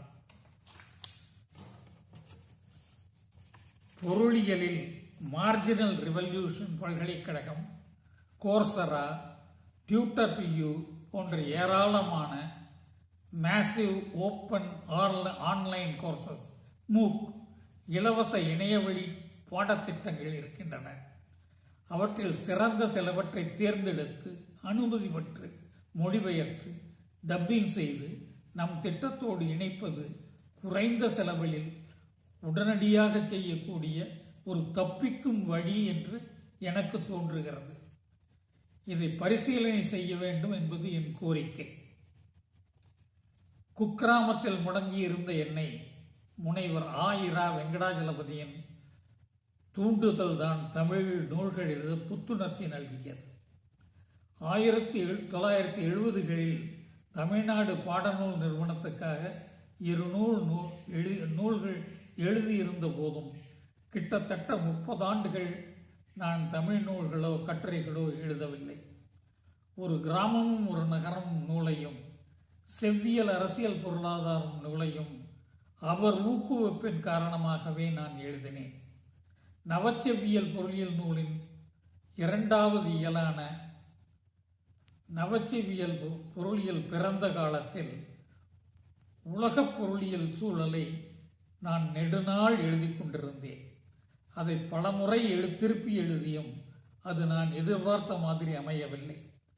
அதை திருத்தச் சொல்லி திரு ஜெயரஞ்சனுக்கு அனுப்பவே இல்லை. எப்படியாவது நூலை முடிக்க வேண்டும் என்கிற நோக்கோடு முழுமை பெறாத அந்த இயலோடு மற்ற இயல்களையும் திரு வெங்கடாஜலபதிக்கு அனுப்பிவிட்டேன். முழு நூலையும் மெய்ப்பு பார்த்து சந்திப்பு பிழைகள் உட்பட அனைத்து பிழைகளையும் திருத்தி 2வது இயலை சுருக்கி அதன் வடிவத்தை சரியாக்கி செம்மையாக்கி நூலோடு பொருத்தியமைத்த பணி அவருடையது. அதற்கு என் நன்றியை மீண்டும் தெரிவித்துக் கொள்கிறேன். நூல் வெளிவர அனைத்து வகையிலும் உதவிய MIDS-இன் பதிப்புத்துறை உதவியாளர் திரு அறிவழகன் மற்றும் அனைவருக்கும் என் நன்றி. இந்நூலை தங்களின் பதிப்பாக வெளியிட ஏற்றுக்கொண்ட சென்னை வளர்ச்சி ஆராய்ச்சி நிறுவனத்திற்கு என் நன்றி. இந்த நூலை எழுதி முடித்து சில ஆண்டுகள் ஆகிவிட்டன. மால்கோம் ஆதிசையா தன் நிறுவனத்தின் வழியாக தரமான தமிழ் நூல்கள் வெளிவருவதை விரும்பியவர். அந்த நிறுவன பொன்விழா வெளியீடாக இந்த நூலை வெளியிட முடிவு செய்தவர் இயக்குனர் முனைவர் பாக்கு பாபு அவர்கள். அதற்கு என் சிறப்பான நன்றி. நூலுக்கு நிதி நல்கை வழங்கிய மால்கம் எலிசபெத் ஆதிசையா ட்ரஸ்டுக்கும் என் நன்றி. நூலை செம்மையாக பதிப்பித்து விநியோகிக்கும் காலச்சுவடு பதிப்பகத்தினருக்கும் அதன் நிறுவனர் கண்ணர் சுந்தரம் அவர்களுக்கும் என் நன்றி. இவ்விழாவுக்கு வந்திருக்கும் அனைத்து பார்வையாளர்கள் வாசகர்களுக்கும் விழா செய்தியறிந்து என்னை கிராமத்தில் தொடர்பு கொண்டு வாழ்த்தியவர்களுக்கும் என் இதயங்கனிந்த நன்றி. நான் வந்துட்டேன்.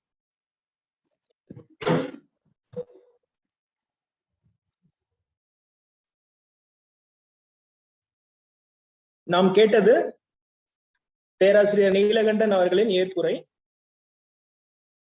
இத்துடன் இந்நூல் அறிமுக விழா இனிதே நிறைவுக்கு வருகிறது. இவ்விழாவிற்கு வருகை புரிந்து சிறப்பித்த state planning commission vice chairman முனைவர் ஜெயரஞ்சன் அவர்களுக்கும் பேராசிரியர் ராமகோபால் அவர்களுக்கும் பங்கேற்ற அனைவருக்கும் எங்களின் மனமார்ந்த நன்றிகள். இவ்விழாவை நடத்திட அனுமதி வழங்கிய வழிகாட்டிய இயக்குனர் பேராசிரியர் பாபு அவர்களுக்கும் பேராசிரியர் வெங்கடாஜலபதி அவர்களுக்கும் துணை நின்ற தொழில்நுட்ப உதவி புரிந்த IT பிரிவு அலுவலர்களுக்கும் எங்கள் நன்றிகள் உரித்தாகும். நன்றி.